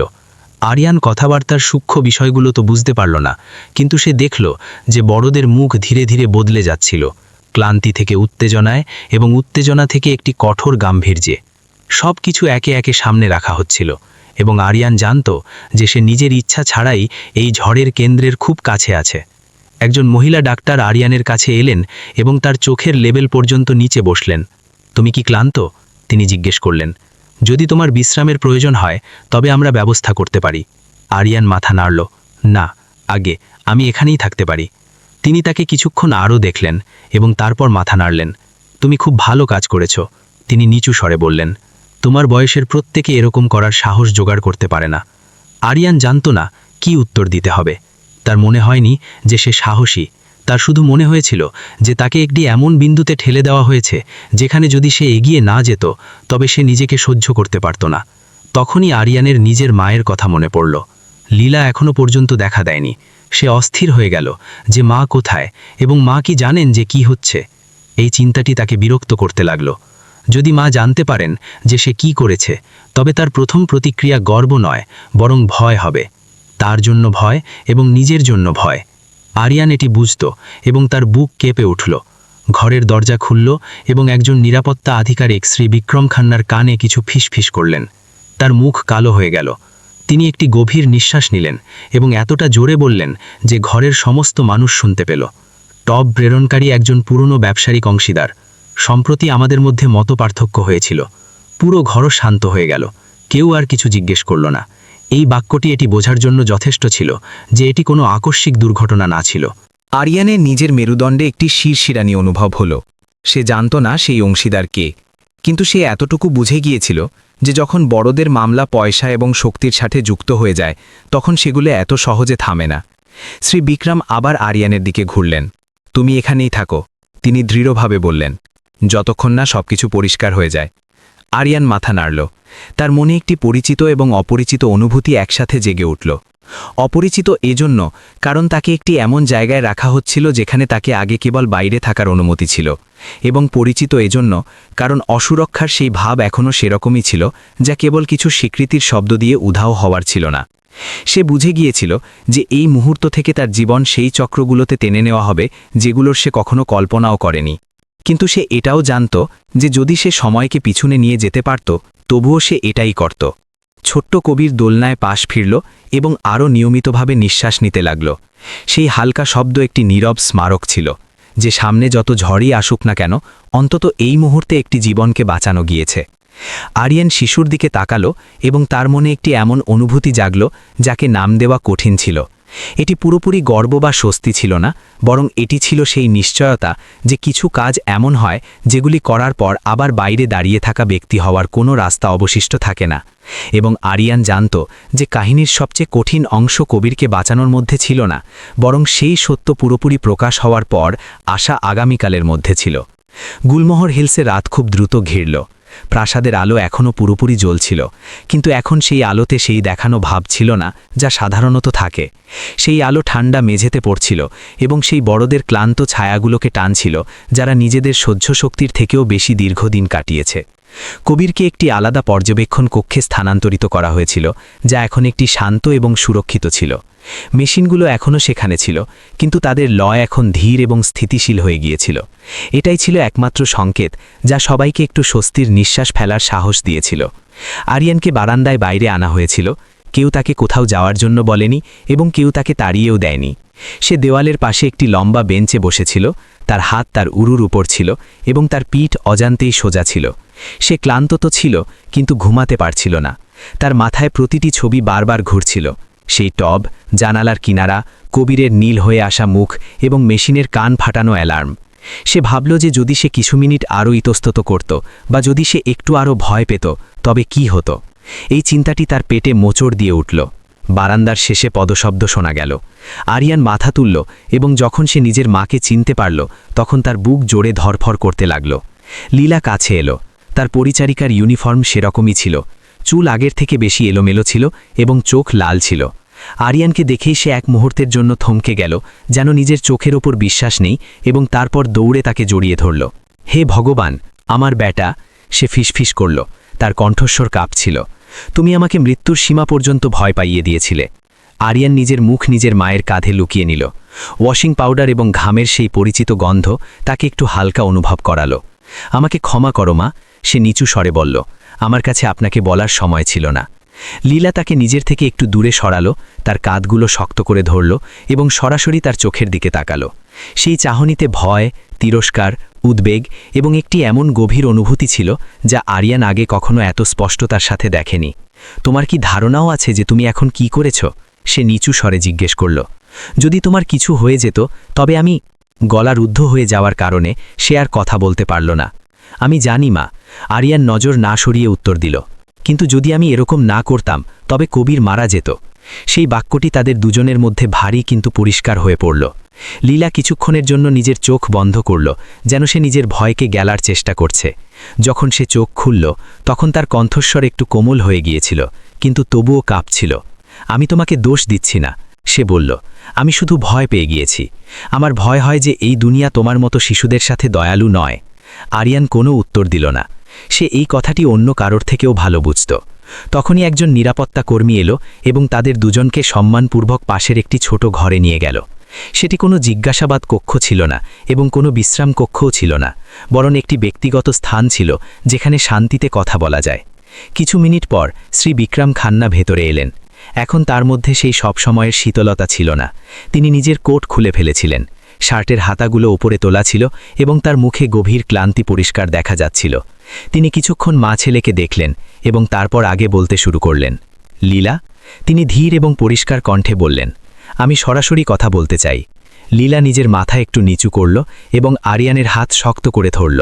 আজ্ঞে সাহেব, সে বলল। বিক্রম কথা চালিয়ে গেলেন। আজ যা হয়েছে তা আরিয়ানের ভুল ছিল না। উল্টো, তিনি সঠিক শব্দ খোঁজার জন্য এক মুহূর্ত থামলেন। যদি সে না থাকত তবে আমার ছেলে হয়তো বাঁচতে পারত না। লীলা অবাক হয়ে নিজের ছেলের দিকে তাকাতে লাগল। আরিয়ান নিজের মাথা নিচু করে নিল। সে জানত না নিজের নজর কোথায় রাখবে। কিন্তু শ্রী বিক্রম আরও বললেন, তার কণ্ঠস্বর একটু গম্ভীর হয়ে গেল। আমার এটাও পরিষ্কার করা উচিত যে এই মামলাটি পরিবারের একটি সাধারণ ঘটনা থেকে অনেক দূরে চলে গিয়েছে। এই কথার প্রমাণ আছে যে এটি একটি জেনে শুনে করা কাজ ছিল এবং যখন সবকিছু পরিষ্কার হয়ে যাবে তখন কাউকে এর দায়িত্ব নিতে হবে। ঘরের বাতাস ভারী হয়ে গেল। লীলা আরিয়ানের হাত আরও জোরে টিপে ধরল। শ্রী বিক্রম সরাসরি বললেন, এখন থেকে আরিয়ান এবং আপনি এই মামলার বাইরে থাকবেন না। আরিয়ানই সেই যে প্রধান সূত্র খুঁজে পেয়েছে। তার জবানবন্দি খুব গুরুত্বপূর্ণ হবে। আরিয়ান মাথা তুলল। আমি সেটাই বলবো যা আমি জানি। সে খুব শান্ত কণ্ঠে বলল, আমি কিছু ভুল বলবো না। বিক্রম খান্না তাকে অনেকক্ষণ ধরে দেখলেন। সেই চাহনিতে একজন এমন ব্যক্তির মূল্যায়ন ছিল যার অন্যদের ভাগ্য ঠিক করার অভ্যাস ছিল, কিন্তু সাথে একটি স্বীকৃতিও ছিল। আমার তোমার ওপর বিশ্বাস আছে, তিনি বললেন। তারপর তিনি লীলার দিকে ঘুরলেন। আপনি নিশ্চিন্ত থাকুন, এই সময় আমি আপনাদের দুজনের সুরক্ষা নিশ্চিত করব। কাউকে আরিয়ানকে বিরক্ত করার বা তাকে দোষ দেওয়ার অনুমতি দেওয়া হবে না। লীলা ঠোঁট কামড়ে মাথা নাড়ল। সে বিক্রম খান্নার মতো উঁচু পদের লোকেদের কাছ থেকে এই ধরনের প্রতিশ্রুতির অভ্যস্ত ছিল না। কিন্তু এই সময় তার কাছে বিশ্বাস করা বা অন্তত এটি মেনে নেওয়া ছাড়া আর কোনো বিকল্প ছিল না। কথাবার্তা খুব দীর্ঘ ছিল না, কিন্তু এর প্রভাব খুব পরিষ্কার ছিল। যখন বিক্রম খান্না চলে গেলেন তখন ছোট ঘরটি আবার নিস্তব্ধতায় ডুবে গেল। আরিয়ান চেয়ারের পিছনে হেলান দিয়ে বসল এবং ধীরে ধীরে নিঃশ্বাস ছাড়ল। তার এমন অনুভব হলো যেন সে এইমাত্র একটি ভারী দরজা দিয়ে পার হয়েছে, যার পেছনে পুরনো শান্তি ছিল এবং সামনে একটি একদম আলাদা রাস্তা। আমাকে ক্ষমা করো, লীলা নীরবতা ভেঙে ধীরে ধীরে বলল। অনেক সময় আমি শুধু এটাই চাইতাম যে তুমি শান্তিতে থাকার জন্য চুপ থাকো। আরিয়ান মাথা নাড়ল। আমি বুঝি মা, কিন্তু আমার কোনো আফসোস নেই। লীলা নিজের ছেলের দিকে তাকালো। তার চোখে দুঃখ এবং গর্ব উভয়ই ছিল। আমি জানি, সে বলল, শুধু আজ থেকে আমাদের জীবন আগের মতো থাকবে না। আরিয়ান জানালার বাইরে তাকালো, যেখানে গুলমোহর হিলসের ওপর রাত পুরোপুরি ছেয়ে গিয়েছে। সে জানত না যে আগামীকাল কি নিয়ে আসবে, তদন্তের জবানবন্দি নাকি সেই নজরগুলো যা আগের থেকে একেবারেই আলাদা হবে। কিন্তু সে এক কথা নিশ্চিতভাবে জানত যে যে মুহূর্তে সে সত্য বলার জন্য অন্ধকার থেকে বাইরে পা রেখেছিল, সে এখন আর কেবল কাঁচের বাইরে দাঁড়িয়ে থাকা ছেলেটি ছিল না, এবং সেই সিদ্ধান্তের মূল্য তাকে শীঘ্রই বা বিলম্বে চুকাতেই হবে। পরদিন সকালে গুলমোহর হিলস একেবারেই আলাদা পরিবেশে জেগে উঠল। সেখানে কোনো শোরগোল ছিল না, কিন্তু পুরো রাস্তায় একটি অস্থিরতা অনুভব করা যাচ্ছিল।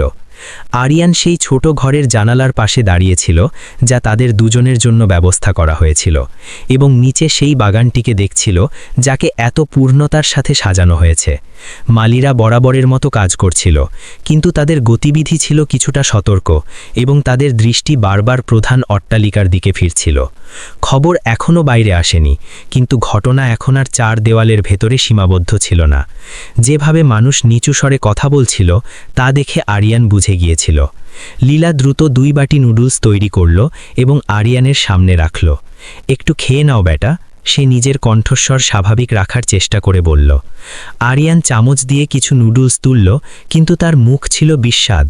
তার ক্ষুধা ছিল না, কোনো অজানা জিনিসের আশার অপেক্ষা তার পেটে মোচড় দিচ্ছিল। তোমাকে অনেক কিছু জিজ্ঞেস করবে, লীলা আরও বলল।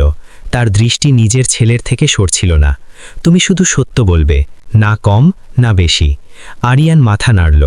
সে জানত যে মা এই কথাটি নিজেকে বোঝানোর জন্য বেশি বলছিলেন। দুপুরের দিকে নিরাপত্তা কর্মকর্তা আবার এলো। এইবার কেবল বিক্রম খান্নাই ছিলেন, বরং তার সাথে 2জন অপরিচিত ব্যক্তিও ছিলেন। তারা সাধারণ পোশাক পরেছিলেন, কিন্তু তাদের দৃষ্টি ছিল খুব তীক্ষ্ণ এবং তাদের দাঁড়িয়ে থাকার ধরন দেখে মনে হচ্ছিল যে তারা এমন লোক নন যারা প্রায়ই এমন জায়গায় আসেন। শ্রী বিক্রম সংক্ষেপে পরিচয় করিয়ে দিলেন যে তারা স্বতন্ত্র তদন্তকারী, যাদের বিষয়টি পরিষ্কার করার জন্য আমন্ত্রণ জানানো হয়েছে। সেখানে কোনো জোর জবরদস্তি ছিল না এবং জিজ্ঞাসাবাদের সেই কঠোর সুরও ছিল না। সব কিছু একটি বন্ধ ঘরে হলো, যেখানে কেবল কিছু চেয়ার, একটি কাঠের টেবিল এবং নিস্তব্ধতা ছিল। আরিয়ান সোজা হয়ে বসল। সে নিজের হাত নিজের উরুর উপর রাখল এবং নিজের হৃৎস্পন্দন স্পষ্ট অনুভব করল। তাদের মধ্যে একজন ব্যক্তি কথা বলতে শুরু করল। তার কণ্ঠস্বর ছিল ধীর এবং স্থির। বেটা, তুমি শুরু থেকে সব কিছু বলো, সে বলল। প্রথমবার তুমি সেই টবের অস্বাভাবিকতার উপর কখন লক্ষ্য করেছিলে? আরিয়ান একটি গভীর নিঃশ্বাস নিল এবং শুরু করল। সে সেই দুপুরের কথা বলল, যখন সে প্রধান ঘরের পাশ দিয়ে যাচ্ছিল, জানালায় রাখা নতুন টবের সম্পর্কে এবং পাতাগুলির সেই মসৃণ উজ্জ্বলতার সম্পর্কে যা তাকে ভয় পাইয়ে দিয়েছিল। সে নিজের নানির সতর্কতা এবং তার পরবর্তী দিনগুলিতে অনুভব করা অস্থিরতার কথা বলল, কিছু না বাড়িয়ে বা সাজিয়ে, শুধু সেটাই যা সে দেখেছে, ভেবেছে এবং যা থেকে সে ভয় পেয়েছিল। তুমি সাথে সাথে কেন বলনি? সেই ব্যক্তি জিজ্ঞেস করল। আরিয়ান এক মুহূর্তের জন্য চুপ থাকল। এটি সেই প্রশ্ন ছিল যা সে নিজেকে অনেকবার জিজ্ঞেস করেছিল। কারণ আমি ভয় পাচ্ছিলাম, সে সততার সাথে উত্তর দিল। আমার ভয় ছিল যে কেউ আমার বিশ্বাস করবে না। আমার ভয় ছিল যে আমার মা বিপদে পড়ে যাবেন। আমার চুপ থাকার অভ্যাস হয়ে গিয়েছিল। সেই উত্তর ঘরটিকে শান্ত করে দিল। সেই ব্যক্তি ধীরে ধীরে মাথা নাড়ল এবং কিছু পংক্তি লিখল। আর কোন মুহূর্তে তুমি ঠিক করলে যে তুমি এখন আর চুপ থাকবে না? আরিয়ান মাথা তুলল এবং কবিরের সেই নীল হয়ে যাওয়া মুখ আবার তার চোখের সামনে চলে এলো। যখন আমি তাকে নীল হয়ে যেতে দেখলাম, সে রুদ্ধ কণ্ঠে বলল, আমি ভাবলাম যে যদি আমি কিছু না করি তবে আমাকে সারা জীবন সেই বোঝার সাথে বাঁচতে হবে। সেই কথোপকথন 1 ঘন্টারও বেশি সময় ধরে চলল। যখন তা শেষ হলো, তখন আরিয়ানের মনে হলো যেন সে খুব দীর্ঘ দূরত্ব দৌড়ে এসেছে। শ্রী বিক্রম তাদের দরজা পর্যন্ত ছেড়ে দিলেন এবং তারপর আরিয়ান ও লীলার দিকে তাকালেন। তুমি সঠিক করেছ, তিনি এইবার কোনো দ্বিধা ছাড়াই বললেন। বাকি সব বড়দের ওপর ছেড়ে দাও। কিন্তু আরিয়ান জানত যে বিষয়টি এত সহজ নয়। দুপুরে ফোন কল আরও দ্রুত আসতে লাগল। কিছু লোক কবিরের স্বাস্থ্যের কথা জিজ্ঞেস করছিল, কিছু লোক ঘুরিয়ে ফিরিয়ে জিজ্ঞাসাবাদ করছিল এবং কিছু লোক প্রয়োজনের তুলনায় অধিক চিন্তা দেখাচ্ছিল। যদিও কেউ সরাসরি বলেনি, কিন্তু আরিয়ান একটি অদৃশ্য ঢেউকে ছড়িয়ে পড়তে অনুভব করছিল। কবিরের বিপদে পড়ার খবর কোনোভাবে বাইরে ফাঁস হয়ে গিয়েছিল এবং তার সাথেই জল্পনা আর অমীমাংসিত প্রশ্নও আসতে শুরু করেছিল। সন্ধ্যায় গেটের সামনে একটি গাড়ি আবার থামল। সেটি প্রেস ছিল না, কিন্তু কোনো পরিচিত অতিথিও ছিল না। শ্রী বিক্রম তাদের সাথে দেখা করতে বাইরে গেলেন এবং যখন ফিরে এলেন তখন তার মুখ ছিল খুব গম্ভীর। তিনি আরিয়ান এবং লীলাকে লিভিং রুমে ডাকলেন। আমি এক্ষুনি তথ্য পেয়েছি, তিনি ভারী গলায় বললেন। টপ পাঠানো ব্যক্তি শহর ছেড়ে চলে গেছে। তথ্য প্রমাণ মুছে ফেলার সংকেত পাওয়া গেছে। লীলার মুখ ফ্যাকাশে হয়ে গেল এবং আরিয়ান নিজের মেরুদণ্ডের শীতলতা অনুভব করল। এটি এখন কেবল ঘরের ভেতরের বিষয় ছিল না, এটি এক অন্য স্তরে পৌঁছে গিয়েছিল, যেখানে সবকিছু মুচকে দেওয়া যেতে পারত এবং যেখানে দুর্বল মানুষ সেই পরিণামে ফেসে যেতে পারত যা তারা তৈরি করেনি। আমি নিরাপত্তা বাড়িয়ে দেব। বিক্রম আরও বললেন, আপনারা দুজন এখনই এখানেই থাকুন। লীলা ইতস্তত করল, কিন্তু আমার কাজ? আপনি চিন্তা করবেন না। শ্রীবিক্রম তার কথা মাঝপথে থামিয়ে দিয়ে দৃঢ়ভাবে বললেন, নিরাপত্তা অধিক গুরুত্বপূর্ণ। রাতে আরিয়ান একটি অজানা বিছানায় শুয়েছিল এবং ঘুম তার চোখের থেকে অনেক দূরে ছিল। বাইরে বাগানের আলো ছাদে আবছা রেখা তৈরি করছিল। সে নিজের স্কুলের কথা ভাবল, সেই সকালগুলোর কথা ভাবল যখন সে গেট দিয়ে যেত, এবং সেই মুহূর্তগুলোর কথা ভাবল যখন মানুষ তাকে উপেক্ষা করে চলে যেত। সে ভাবল যে কেবল একদিনে সবকিছু কতটা বদলে গেছে। সে এখন অদৃশ্য ছিল না, কিন্তু পরিচিত হওয়ার সাথে সাথে একটি এমন বোঝাও এসেছিল যার জন্য সে প্রস্তুত ছিল না। সে নিজের মায়ের দিকে তাকালো, যিনি পাশে অস্থিরভাবে ঘুমাচ্ছিলেন। তার মুখে ঘুমের মধ্যে উদ্বেগের রেখা ছিল। সে হঠাৎ অনুভব করল যে কালকের তার সিদ্ধান্ত কেবল তার জীবনকেই বদলায়নি, বরং তার মাকেও এক অনিশ্চিত পৃথিবীতে টেনে এনেছে। এটি ভেবে তার মন খারাপ হয়ে গেল, কিন্তু তারপর তার কবিরের নিয়মিত নিঃশ্বাস এবং তার গায়ের রং ফিরে আসার কথা মনে পড়ল, এবং সে জেনে গেল যে কোনো মূল্য চুকাতে হলেও সে আর ফিরে বাইরে দাঁড়িয়ে থাকা ব্যক্তি হতে পারে না। বাইরে বাগানের গাছগুলোর ভেতর দিয়ে হাওয়া ধীর গতিতে বইছিল। কোথাও কোনো বড় ঝড় আকার নিচ্ছিল, যা এখনও সামনে আসেনি, কিন্তু তার ভারিক্কিপনা বাতাসে অনুভব করা যাচ্ছিল। আরিয়ান নিজের চোখ বন্ধ করল এবং নিজেকে বলল যে তাকে শক্ত হতে হবে, কারণ এই মুহূর্ত থেকে সত্য নিজের রাস্তা বেছে নিয়েছে এবং সে এখন সেই যাত্রার অবিচ্ছেদ্য অংশ হয়ে উঠেছে। পরদিন সকালে আরিয়ান এক অদ্ভুত শব্দে জাগল। সেটি প্রতিদিনের মতো পাখিদের কলকাকলি বা মালিদের আওয়াজ ছিল না, বরং পাথরের রাস্তায় চাকা ঘোরার এবং বারবার গাড়ির দরজা বন্ধ হওয়ার শব্দ ছিল।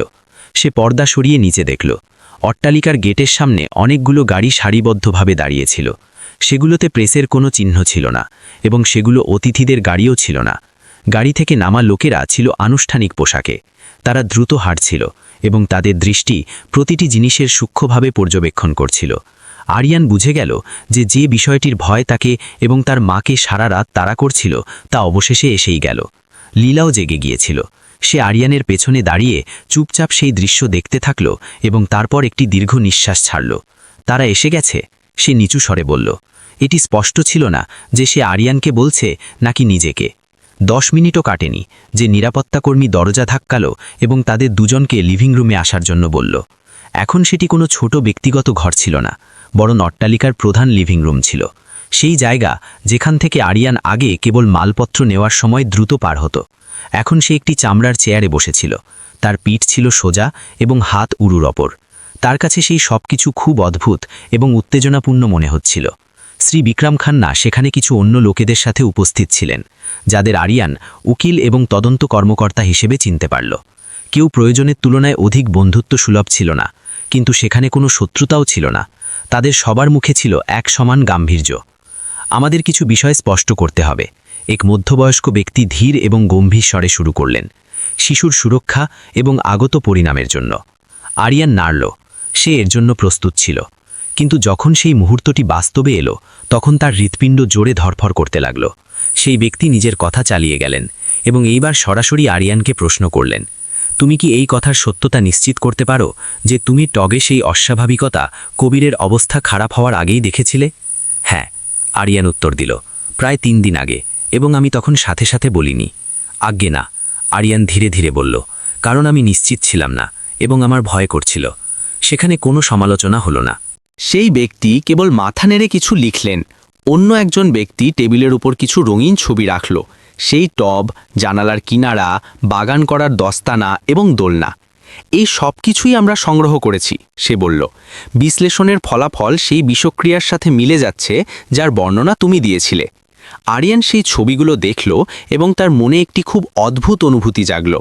সেগুলোকে টেবিলের উপর সুসজ্জিত অবস্থায় এবং প্রযুক্তিগত শব্দে বর্ণিত হতে দেখে তার উপলব্ধি হলো যে বিষয়টি তাকে সেদিন জানালার বাইরে কাঁপিয়ে দিয়েছিল তা এখন প্রমাণ হয়ে গেছে। তা এখন কোনো শিশুর আবছা কোনো অন্তর্দৃষ্টি হয়ে থাকেনি। লীলা পাশে বসে আরিয়ানের হাত শক্ত করে ধরেছিল। সে কিছু বলছিল না, কিন্তু তার দৃষ্টি নিজের ছেলের থেকে সরছিল না। শ্রী বিক্রম খান্না এই সময় কথা বললেন। তার কণ্ঠস্বর ছিল ধীর এবং স্পষ্ট। আমি চাই যে সবাই এক কথা বুঝুক, তিনি বললেন। যদি আরিয়ান না থাকতো তবে আমরা ভুল দিকে যেতাম এবং এর ফলাফল বলার প্রয়োজন নেই। তদন্ত দলের এক সদস্য তার দিকে তাকালো এবং তারপর আরিয়ানের দিকে ঘুরল। তুমি কি প্রয়োজনে অন্যদের সামনেও এই সব কিছু পুনরায় বলার জন্য প্রস্তুত আছো? আরিয়ান কিছু সেকেন্ডের জন্য চুপ থাকল। সে সেই প্রশ্নের অর্থ বুঝে গিয়েছিল। এর অর্থ কেবল এই বন্ধ ঘরে বলা ছিল না, বরং আরও অনেক লোক এবং তাদের দৃষ্টির সামনে বলা ছিল। সে নিজের স্কুল, প্রতিবেশী এবং উঠতে থাকা ফিসফাস সম্পর্কে ভাবল। সে মায়ের কথা ভাবল এবং তারপর সে দোলনায় কবিরের সেই নীল হয়ে যাওয়া মুখের কথা ভাবল। হ্যাঁ, আরিয়ান বলল। তার কণ্ঠস্বর উঁচু ছিল না, কিন্তু দৃঢ় ছিল। যদি প্রয়োজন হয়, সেই উত্তর ঘরে একটি নিস্তব্ধতা তৈরি করল, যা আশ্চর্যের কারণে নয়, বরং তার প্রভাবের কারণে ছিল। শ্রী বিক্রম আরিয়ানকে অনেকক্ষণ দেখলেন। সেই দৃষ্টিতে এখন মালিক এবং চাকরের সেই দূরত্ব ছিল না, বরং এটি ছিল স্বীকৃতি যে এই সিদ্ধান্ত কোনো শিশুর জন্য একেবারেই সহজ ছিল না। সেই বৈঠক প্রত্যাশার চেয়ে অধিক সময় ধরে চলল। সময় রেখাকে টেবিলের উপর রাখা হলো এবং প্রতিটি বিবরণকে একে অপরের সাথে জোড়া হলো। টব প্রেরকের নাম, তার পুরো বিবরণ এবং বিক্রম খান্নার সাথে তার পুরনো সম্পর্ক ও বিবাদের সাথে নেওয়া হলো। কেউ সরাসরি হত্যার চেষ্টা শব্দটি ব্যবহার করল না, কিন্তু সবাই বুঝে গিয়েছিল যে তা বাতাসে ভাসছে। আরিয়ান এই সব কিছু শুনল এবং তার গলা শুকিয়ে গেল। বড়দের বিষয় যখন এইভাবে স্তরে স্তরে খোলে, তখন তা তার কল্পনার চেয়েও অনেক বেশি শীতল এবং তীক্ষ্ণ হয়। যখন সব লোক ঘর থেকে যাওয়ার জন্য উঠল, তখন আরিয়ানের উপলব্ধি হলো যে তার জামার পিঠ ঘামে ভিজে গেছে। শ্রী বিক্রম তাদের দুজনকে থামিয়ে দিলেন। আমি জানি যে এটি সহজ হবে না, তিনি বললেন, কিন্তু আমার তোমাকে প্রয়োজন। তারপর তিনি লীলার দিকে ঘুরলেন। আর আমি আপনাদের দুজনকে এর মোকাবিলা একা করতে দেব না। লীলা মাথা নাড়ল। তার চোখে উদ্বেগ এবং দৃঢ়তা উভয়ই ছিল। আমি শুধু এটাই চাই যে আমার সন্তান যেন সুরক্ষিত থাকে। আমিও এটাই চাই, শ্রী বিক্রম খান্না উত্তর দিলেন। দুপুরে খবরগুলো ধীরে ধীরে ফাঁস হতে লাগল। সেগুলো কোনো সুনির্দিষ্ট বিবরণ ছিল না, কিন্তু সেগুলো ব্যবসায়িক জগতের লোকেদের জন্য এটি বোঝার জন্য যথেষ্ট ছিল যে একটি গম্ভীর ঘটনা ঘটেছে এবং তার তদন্ত করা হচ্ছে। ফোন কলসের বন্যা আরও বেড়ে গেল, যা এখন কেবল খবর নেওয়ার জন্য ছিল না, বরং গভীরভাবে পরখ করার জন্য ছিল। আরিয়ান বারান্দা দিয়ে যাচ্ছিল এবং সে নিজের ওপর পড়া অদ্ভুত এবং আলাদা নজর অনুভব করল। মানুষ এখন তাকে এক অদৃশ্য ব্যক্তির মতো দেখছিল না, কিন্তু তাদের দৃষ্টিতে এখনও পর্যন্ত সহানুভূতিও ছিল না। সে এখন একটি এমন নাম হয়ে উঠছিল যা মানুষ নিজেদের মধ্যে ফিসফিস করে নিচ্ছিল। আরিয়ান বারান্দায় দাঁড়িয়ে বাগান দেখছিল, যেখানে দুপুরের রোদ সেই পরিচিত পায়ে চলা রাস্তায় পড়ছিল, যেখানে সে আগে নজর এড়ানোর জন্য দ্রুত হাঁটত। আজ সে সেখানে কোনো ভয় বা লুকিয়ে থাকার চেষ্টা ছাড়া প্রকাশ্য দাঁড়িয়েছিল। তার এটা মনে হচ্ছিল না যে সে অধিক শক্তিশালী হয়ে গেছে, বরং তার শুধু এই উপলব্ধি হচ্ছিল যে এখন সামনে এগিয়ে যাওয়া ছাড়া তার কাছে আর কোনো বিকল্প নেই। কারণ যখন একবার সত্যকে আলোয় টেনে আনা হয়, তখন তার অন্ধকারে ধাবিত হওয়া মেনে নেয় না। এবং আরিয়ান বুঝে গিয়েছিল যে কালকের দিন আজকের তুলনায় আরও অধিক কঠোর হবে। সেই দুপুর মাথার ওপর ঝুলে থাকা কোনো ভারী পাথরের মতো বোঝা হয়ে কাটছিল। আরিয়ান এটি তখন আরও স্পষ্টভাবে অনুভব করল যখন বাড়ির কলিং বেল অনবরত বাজতে শুরু করল, কখনো সংক্ষেপে, কখনো দীর্ঘ সময় ধরে এবং কখনো থেমে থেমে। ফোন কলস এখন নিজের শিষ্টাচার হারিয়ে ফেলেছিল। কিছু লোক সরাসরি জিজ্ঞেস করছিল, কিছু লোক ঘুরিয়ে ফিরিয়ে, এবং কিছু লোক শুধু চুপচাপ শুনে ফোন কেটে দিচ্ছিল। খবর এখন কেবল একটি আবঝা গুজব ছিল না, বরং তা প্রতিটি ফাটল দিয়ে রাস্তা খুঁজে বাইরে বেরিয়ে আসছিল। প্রায় 4টের সময় শ্রী বিক্রম খান্না আরিয়ান এবং তার মাকে লিভিং রুমে ডাকলেন, যেখানে পরিবেশ সকালের থেকে একেবারেই আলাদা ছিল। চায়ের টেবিল সাজানো হয়েছিল এবং চেয়ারগুলো পরিপাটি করে রাখা হয়েছিল। সেখানে আরও কিছু লোকও ছিল, যাদের মধ্যে একটি মহিলা উকিল এবং একজন বৃদ্ধ ডাক্তার ছিলেন, যাদের আরিয়ান আগে পর্যবেক্ষণ কক্ষে দেখেছিল। শ্রী বিক্রম খান্না সোজা দাঁড়িয়েছিলেন। তিনি আগের তুলনায় শান্ত ছিলেন, কিন্তু তার মুখ থেকে স্পষ্ট যে তিনি আগত পরিস্থিতির জন্য নিজেকে প্রস্তুত করে নিয়েছেন। আমাদের এই বিষয়টি এখন আর গোপন রাখতে পারি না, তিনি বললেন। তাই আমাদের নিজেদের কথা বলার ধরনের ওপর একমত হতে হবে। মহিলা উকিল একটি পাতলা ফাইল খুললেন এবং বললেন, আমরা প্রাথমিক ফলাফল জনসমক্ষে আনব। তিনি জানালেন যে তারা সংবেদনশীল বিবরণের প্রকাশ করবেন না, কিন্তু কারণ নিশ্চিত করতে এবং ভুল জল্পনা দূর করার জন্য যথেষ্ট তথ্য দেবেন। তিনি আরিয়ানের দিকে ঘুরে বললেন, তোমাকে জনসমক্ষে সামনে আসার প্রয়োজন নেই যতক্ষণ না তুমি নিজে চাও। আরিয়ান নিজের মাথা খুব ধীরে নাড়ল। সে এখনও পর্যন্ত সেই বিষয়ে ভাবেনি। কেবল এখানে বসা এবং নিজের নাম একটি গুরুত্বপূর্ণ অংশ হিসেবে শোনা যাওয়াই তার কাছে অবিশ্বাস্য মনে হচ্ছিল। কিন্তু তারপর শ্রী বিক্রম খান্না দৃঢ়ভাবে বললেন, আমি আরিয়ানের ভূমিকা পরিষ্কার করতে চাই। তিনি বললেন যে এটি দেখানোর জন্য নয়, বরং এজন্য যাতে মানুষ সত্যকে মোচকে না দেয়। লীলা নিজের ছেলের হাত জোড়ে চেপে ধরল। আরিয়ান প্রথমে নিচে দেখল এবং তারপর নিজের নজর তুলল। আমি শুধু সেটাই বলবো যা আমি জানি, সে ধীর কিন্তু স্পষ্ট কণ্ঠে বলল। আমি চাই না যে আমাকে ভুল বোঝা হোক। আমরা এটি নিশ্চিত করব, উকিল উত্তর দিলেন। জনসমক্ষে ঘোষণা আরিয়ানের কল্পনার চেয়েও অনেক দ্রুত হয়ে গেল। অট্টালিকার ভেতরে সাংবাদিক ছিল না, কিন্তু তথ্য সেই মাধ্যমগুলোর সাহায্যে পাঠানো হলো যা এই অঞ্চলের সব মানুষ দেখত। 1 ঘন্টারও কম সময়ে শ্রীবিক্রমের ফোন অনবরত বাজতে শুরু করল।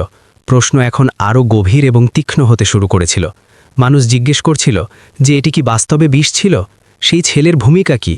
একটি শিশু কিভাবে তা দেখতে পারে যা ডাক্তারদের পুরো দল উপেক্ষা করে গেছে? আরিয়ান জানালার পাশে দাঁড়িয়ে সেই কথোপকথনের অংশগুলো শুনছিল যা তার পর্যন্ত পৌঁছচ্ছিল। প্রতিটি প্রশ্ন কোনো সংবেদনশীল জায়গায় বিধে যাওয়া সুইয়ের মতো ছিল। তার রাগ আসছিল না, বরং তার একটি অদ্ভুত অনাবৃত অনুভূতি হচ্ছিল, যেন মানুষ তাকে কোনো তীব্র আলোয় দেখছে, এবং এর সাথে সাথেই সে কুসংস্কারগুলোকে প্রকাশ পেতে স্পষ্টভাবে অনুভব করল। প্রত্যেকে সত্য জানার জন্য উৎসুক ছিল না, কিছু লোক কেবল এজন্য উৎসুক ছিল কারণ তারা বিশ্বাস করতে পারছিল না। একজন পরিচারিকার ছেলে এইসব কিছু কিভাবে জানতে পারে? ফোন থেকে একটি আওয়াজ প্রতিধ্বনিত হলো। শ্রী বিক্রম খান্না সেই প্রশ্নের উত্তর সাথে সাথে দিলেন না। তিনি খুব শান্তভাবে পুরো প্রক্রিয়া, উপেক্ষা করা সংকেত এবং এই বিষয়ে কথা বললেন যে কেউ দেখতে পারত যদি সে বাস্তবে দেখার চেষ্টা করত। কিন্তু আরিয়ান জানত যে এই প্রশ্ন বারবার আলাদা আলাদা রূপে জিজ্ঞেস করা হবে। রাতে অভ্যন্তরীণ চ্যানেলগুলোতে একটি ছোট সংবাদ প্রতিবেদন দেখা গেল। তাতে আরিয়ানের নাম নেওয়া হয়নি, শুধু বলা হয়েছিল যে বাড়ির কিশোর প্রধান সূত্র খুঁজে পেয়েছে। কিন্তু এতটুকুই যথেষ্ট ছিল। গুলমোহর হিলসে কাজ করা মানুষ নিজেদের মধ্যে ফিসফাস করতে লাগল। আরিয়ান যখনই পাশ দিয়ে যেত, সে নিজের পেছনে নিজের নাম বিড়বিড় করতে শুনত। তা কোনো সরাসরি সমালোচনা ছিল না, কিন্তু তা সম্মানও ছিল না। তা সন্দেহ এবং কৌতূহলের একটি মিশ্রিত ভাব ছিল। সে নিজের ঘরে গেল এবং দরজা বন্ধ করে দিল। ঘরটি এত শান্ত ছিল যে সে নিজের হৃৎস্পন্দন শুনতে পাচ্ছিল। সে বিছানায় বসে পড়ল এবং নিজের হাঁটু আঁকড়ে ধরল। যখন থেকে এই সব কিছু শুরু হয়েছিল, প্রথমবার তার এত ক্লান্তি অনুভব হলো যে তার কান্নার ইচ্ছে করল। এটি অনুশোচনার কারণে ছিল না, বরং দৃষ্টির বোঝার কারণে ছিল। তার সেই দিনগুলোর কথা মনে পড়ল যখন সে চুপচাপ বারান্দা দিয়ে পার হয়ে যেত এবং কেউ তার উপর খেয়াল করত না। সেই সময় সে দুঃখিত তো হতো, কিন্তু নিজেকে নিরাপদ অনুভব করত। অথচ এখন তাকে দেখা হচ্ছিল, কিন্তু প্রতিটি দৃষ্টি তাকে আঘাত দিতে পারত। লীলা দরজা ধাক্কালো এবং ভেতরে এলো। সে নিজের ছেলের পাশে বসে পড়ল এবং সে খুব বেশি প্রশ্ন জিজ্ঞেস করল না। তুমি কি ঠিক আছো? সে নিচু স্বরে জিজ্ঞেস করল। আরিয়ান প্রথমে মাথা নাড়ল এবং তারপর সাঁই দিল।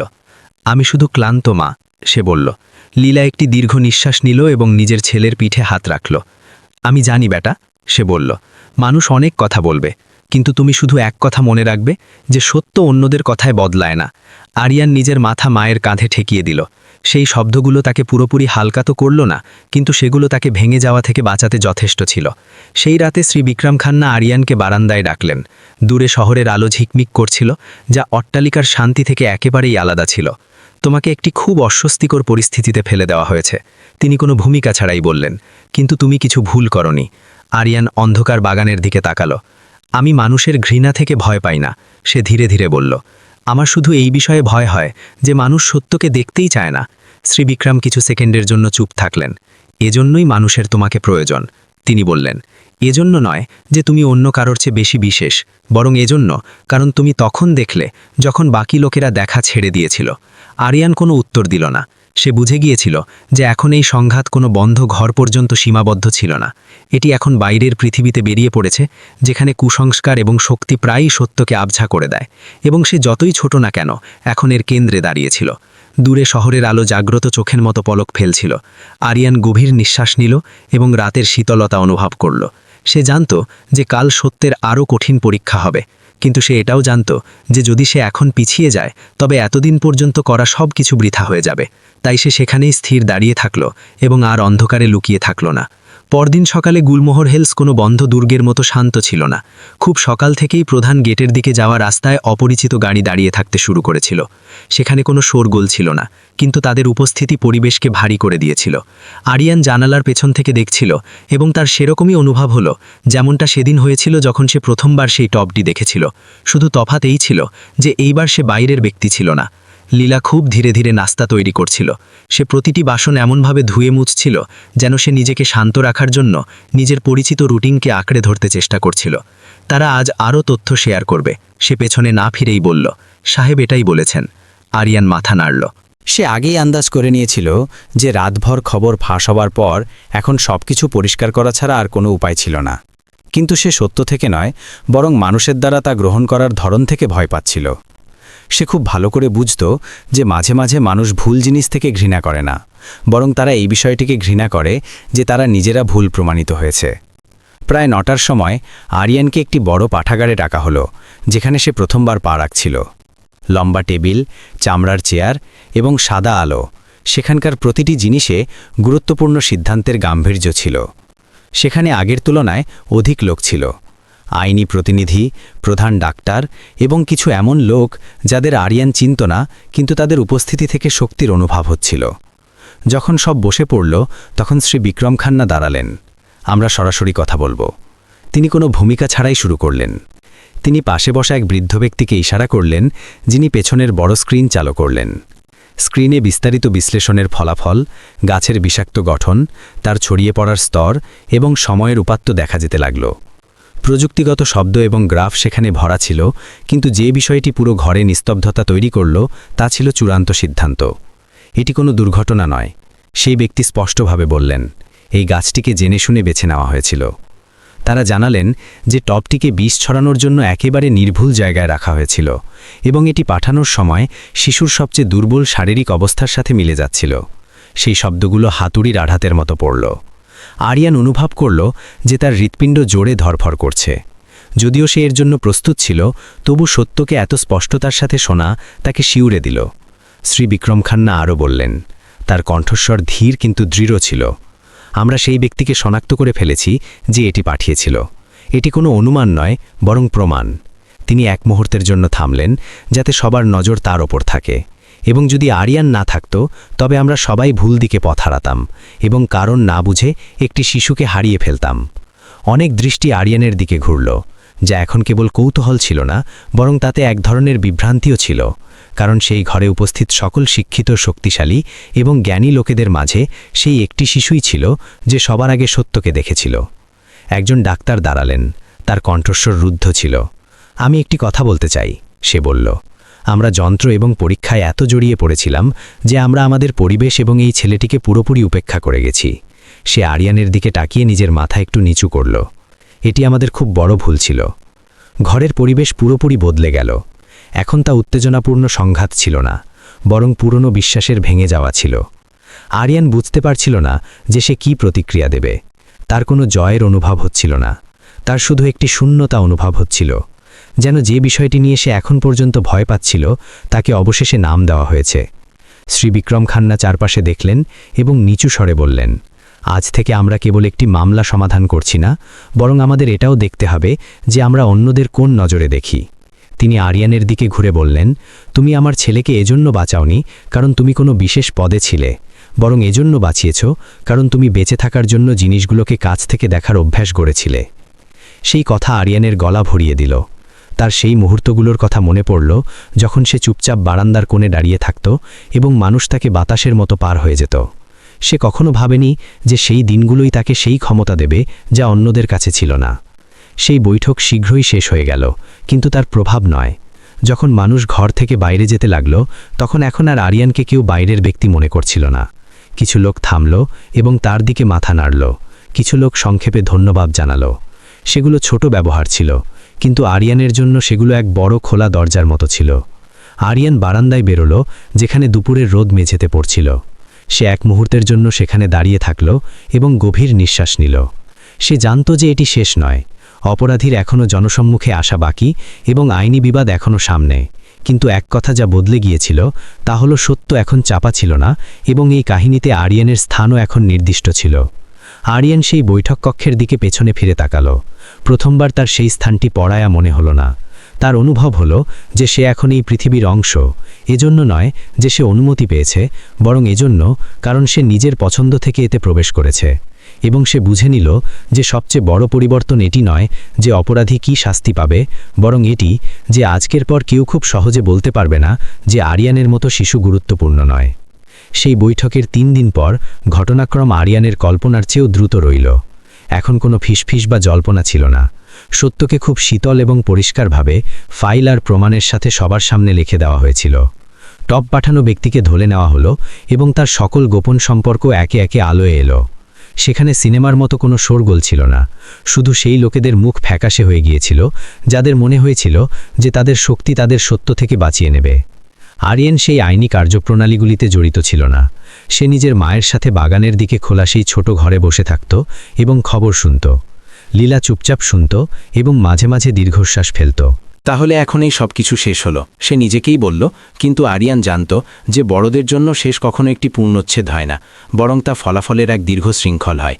কবিরের অবস্থা প্রত্যাশার চেয়েও দ্রুত উন্নতি হচ্ছিল। এক সকালে আরিয়ানকে তার সাথে দেখা করার অনুমতি দেওয়া হলো। সেই ঘর শান্ত ছিল এবং জানালার পর্দা দিয়ে এক এক ঝলক রোদ ভেতরে আসছিল। কবির শান্তিতে ঘুমাচ্ছিল। তার গাল এখন গোলাপি ছিল এবং তার কচি তালুগুলো কোনো সুন্দর স্বপ্নের মতো নড়ছিল। শ্রী বিক্রম খান্না দোলনার পাশে দাঁড়িয়েছিলেন। আরিয়ানকে দেখেই তার চোখের উজ্জ্বলতা বদলে গেল। এই শিশুটি নিজের জীবনের জন্য তোমার কাছে ঋণী, তিনি ধীরে ধীরে বললেন। আরিয়ান নিজের মাথা নাড়ল। আমি শুধু ওকে ঠিক দেখতে চেয়েছিলাম, সে উত্তর দিল। শ্রী বিক্রম কিছু সেকেন্ডের জন্য মৌন থাকলেন এবং তারপর বললেন, এটাই সেই জিনিস যা আমি শিখতে চাই, কাউকেও তার পদের আগে একজন মানুষ হিসেবে দেখা। আসার দিনগুলোতে অট্টালিকার পরিবেশ অনেক বদলে গেল। এখন তাকে কোনো রাস্তা দিয়ে যাওয়া থেকে আটকানো হতো না এবং কেউ তাকে উপেক্ষা করত না। এখন যখন আরিয়ান বারান্দা দিয়ে যেত তখন মানুষ আগে তাকে নমস্তে বলতো। তা কোনো ভয় বা চাটুকারিতা ছিল না, বরং একটি সাধারণ সম্মান ছিল। আরিয়ানের এটি ধন্যবাদের শব্দের থেকেও অদ্ভুত এবং আনন্দদায়ক মনে হলো। শ্রী বিক্রম খান্না পরামর্শ দিলেন যে লীলা এবং আরিয়ান অট্টালিকার ধারের একটি ছোট কিন্তু স্বতন্ত্র ঘরে থাকতে চলে যাক, যা অধিক শান্ত এবং নিরাপদ ছিল। সেটি কোনো পুরস্কার ছিল না, বরং একটি সুরক্ষার গ্যারান্টি ছিল। লীলা অনেক চিন্তাভাবনার পর এর জন্য রাজি হলো। সে আরিয়ানকে দেখল এবং অনুভব করল যে তার ছেলে এই কদিনেই অনেক বড় হয়ে গেছে, এবং সে বুঝে গেল যে দরজাগুলো একবার খুলে গেছে সেগুলোকে ভয়ের চোটে বন্ধ করা উচিত নয়।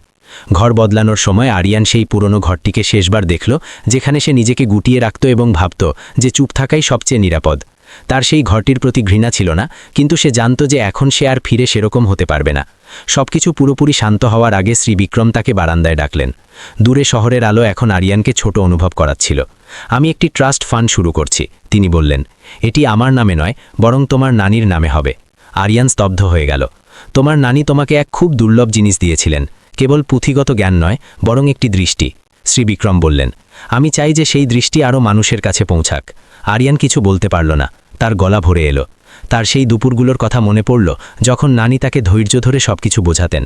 তার সেই আওয়াজ মনে পড়ল যাকে সে কখনো পুরনো এবং বেমানান মনে করত। এখন তার উপলব্ধি হলো যে তার সবচেয়ে বড় উত্তরাধিকার সেটা ছিল না যা নানি জানতেন, বরং সেটা ছিল যে তিনি আরিয়ানকে নিজের চোখের ওপর বিশ্বাস করতে শিখিয়েছিলেন। যখন সবকিছু আধিকারিকভাবে শেষ হলো তখন আরিয়ান পুনরায় নিজের স্কুলে গেল। সেখানে কোনো বড় অনুষ্ঠান ছিল না, শুধু একটি সাধারণ সকাল ছিল। কিন্তু যখন সে ক্লাসে ঢুকল তখন সহপাঠীদের দৃষ্টি তাকে অনুসরণ করছিল, যাদের মধ্যে এখন তীক্ষ্ণতা নয়, বরং একটি সম্মানজনক কৌতূহল ছিল। কেউ নিচু স্বরে জিজ্ঞেস করল, তুমি কি সেই ছেলেটি? এবং আরিয়ান শুধু হেসে নিজের মাথা নাড়ল এবং বসে পড়ল। সে কোনো কাহিনীর চরিত্র হয়ে বাঁচতে চায়নি, সে শুধু সামনে এগোতে চেয়েছিল। শুধু একটি তফাৎ এই ছিল যে এখন সে প্রয়োজন পড়লে চুপ থাকবে না। এই কাহিনী যদি দূর থেকে দেখেন তবে এক শিশুর দ্বারা প্রাণ বাঁচানোর, কিন্তু যদি কাছ থেকে দেখেন তবে এটি এই বিষয়ে যে কিভাবে কুসংস্কার চুপচাপ কাজ করে এবং কিভাবে একটি ছোট পছন্দ সেগুলোকে ভেঙে দিতে পারে। আরিয়ান কোনো নায়ক ছিল না, সে অন্য কারোর থেকে অধিক শক্তিশালী ছিল না। সে শুধু একজন এমন ব্যক্তি ছিল যে ভুল হতে দেখে নিজের চোখ ফিরিয়ে নেয়নি, এবং সম্ভবত এটাই সেই জিনিস যার এই পৃথিবীর সবচেয়ে বেশি প্রয়োজন। যদি আপনি এখান পর্যন্ত শুনছেন তবে সম্ভবত আপনিও কখনো নিজেকে দুর্বল অনুভব করেছেন, অথবা আপনাকে শেখানো হয়েছে যে চুপ থাকাই শ্রেয়। কিন্তু মনে রাখবেন, কোনো মানুষের মূল্য এই বিষয়ে হয় না যে সে কোথায় দাঁড়িয়ে আছে, বরং এই বিষয়ে হয় যে সে সত্যের সামনে কী করে। যদি এই কাহিনী আপনার হৃদয় স্পর্শ করে থাকে তবে দয়া করে একে লাইক করুন এবং ভবিষ্যতের কাহিনীগুলোর জন্য সাবস্ক্রাইব করুন। আপনার জীবনেও কি এমন কোনো কিছু ছিল যা অন্যরা উপেক্ষা করেছে কিন্তু আপনি জানতেন যে তা গুরুত্বপূর্ণ? কমেন্টে অবশ্যই জানান। হতে পারে আপনার কাহিনী অন্য কারোর জীবনের জন্য অনুপ্রেরণা হয়ে উঠবে। শেষ পর্যন্ত সাথে থাকার জন্য ধন্যবাদ। আপনি এই কাহিনী কোথা থেকে দেখছেন দয়া করে আমাদের নিচে কমেন্টে অবশ্যই জানান। আপনাদের আরিয়ানের বুদ্ধিমত্তা ও সাহসের এই কাহিনী কেমন লাগলো? আমি ঈশ্বরের কাছে প্রার্থনা করি যে আপনি এবং আপনার পরিবার সর্বদা সুরক্ষিত, সুখী এবং শান্তিতে থাকুন। যদি আপনার কাছেও এমন কোনো আকর্ষণীয় বা অনুপ্রেরণামূলক কাহিনী থাকে যা আপনি অন্যদের সাথে ভাগ করে নিতে চান তবে কমেন্টে আমাদের অবশ্যই জানান। আপনার এই কাহিনী অন্য কারোর জীবনের জন্য আশার আলো হয়ে উঠতে পারে। শেষ পর্যন্ত আমাদের সাথে থাকার জন্য আপনাকে অনেক অনেক ধন্যবাদ।